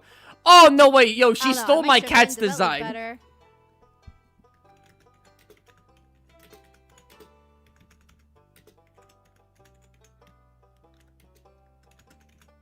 Hold on. I kind of want to get in on the dark purple. Okay, that's what I'm thinking. It does look like way better on the card too. So I think that might be it. I want to get in on the armor. That's funny. Though. Hold on. Pause. No, this is the title is still Novice Hunter. What? Oh god. What's happening? The voices are so loud. Wait. I wanna. Bro is saying you're not cooking. Tell him he's wrong. Yes, I'm snitching. What? I'm not saying she's not cooking. I literally said she was cooking. Gotta get prepped. What's the buttons again? Y and B. What's that? Rathalos flying there? Oh, that's part of the story's pendant. Nice. Oh, is that what you made your cat look? I didn't realize. What in the fucking back in the barnyard music? Hopefully this isn't copyrighted.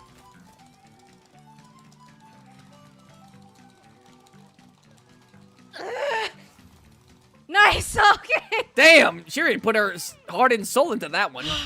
I'm really good at button mashing. I'm not even gonna lie. I'm really good at it. All right, we're gonna watch her do So one I'm gonna more. be winded by this one, so you might. We're gonna get watch the her do win one here. more.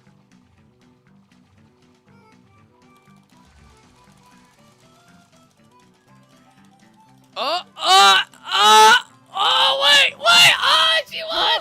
Oh my god. Yes! Yes!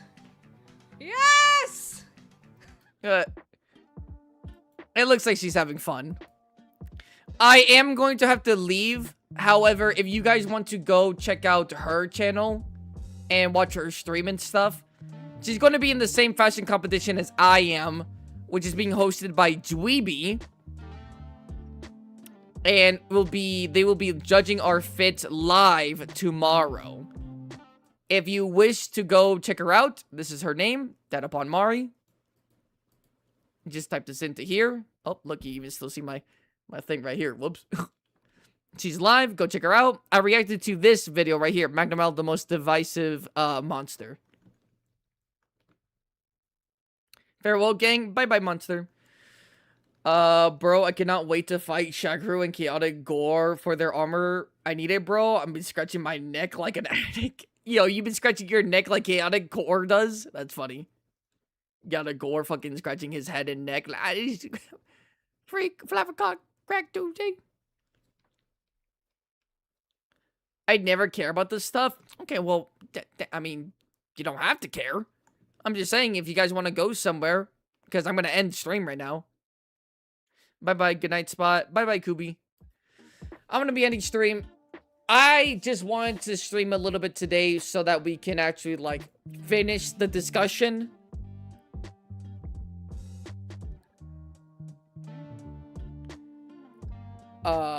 So that we can finish, you know, the discussion and stuff like that.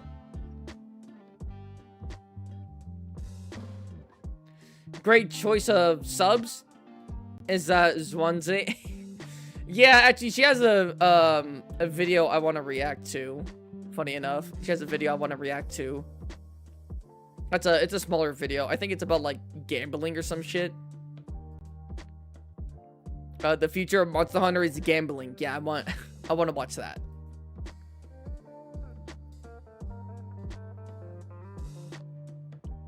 Hey, bro, this was real fun. Have a good rest of your day, man. Thank you guys so much. Thank you so much for joining. I am going to try really hard to upload tomorrow.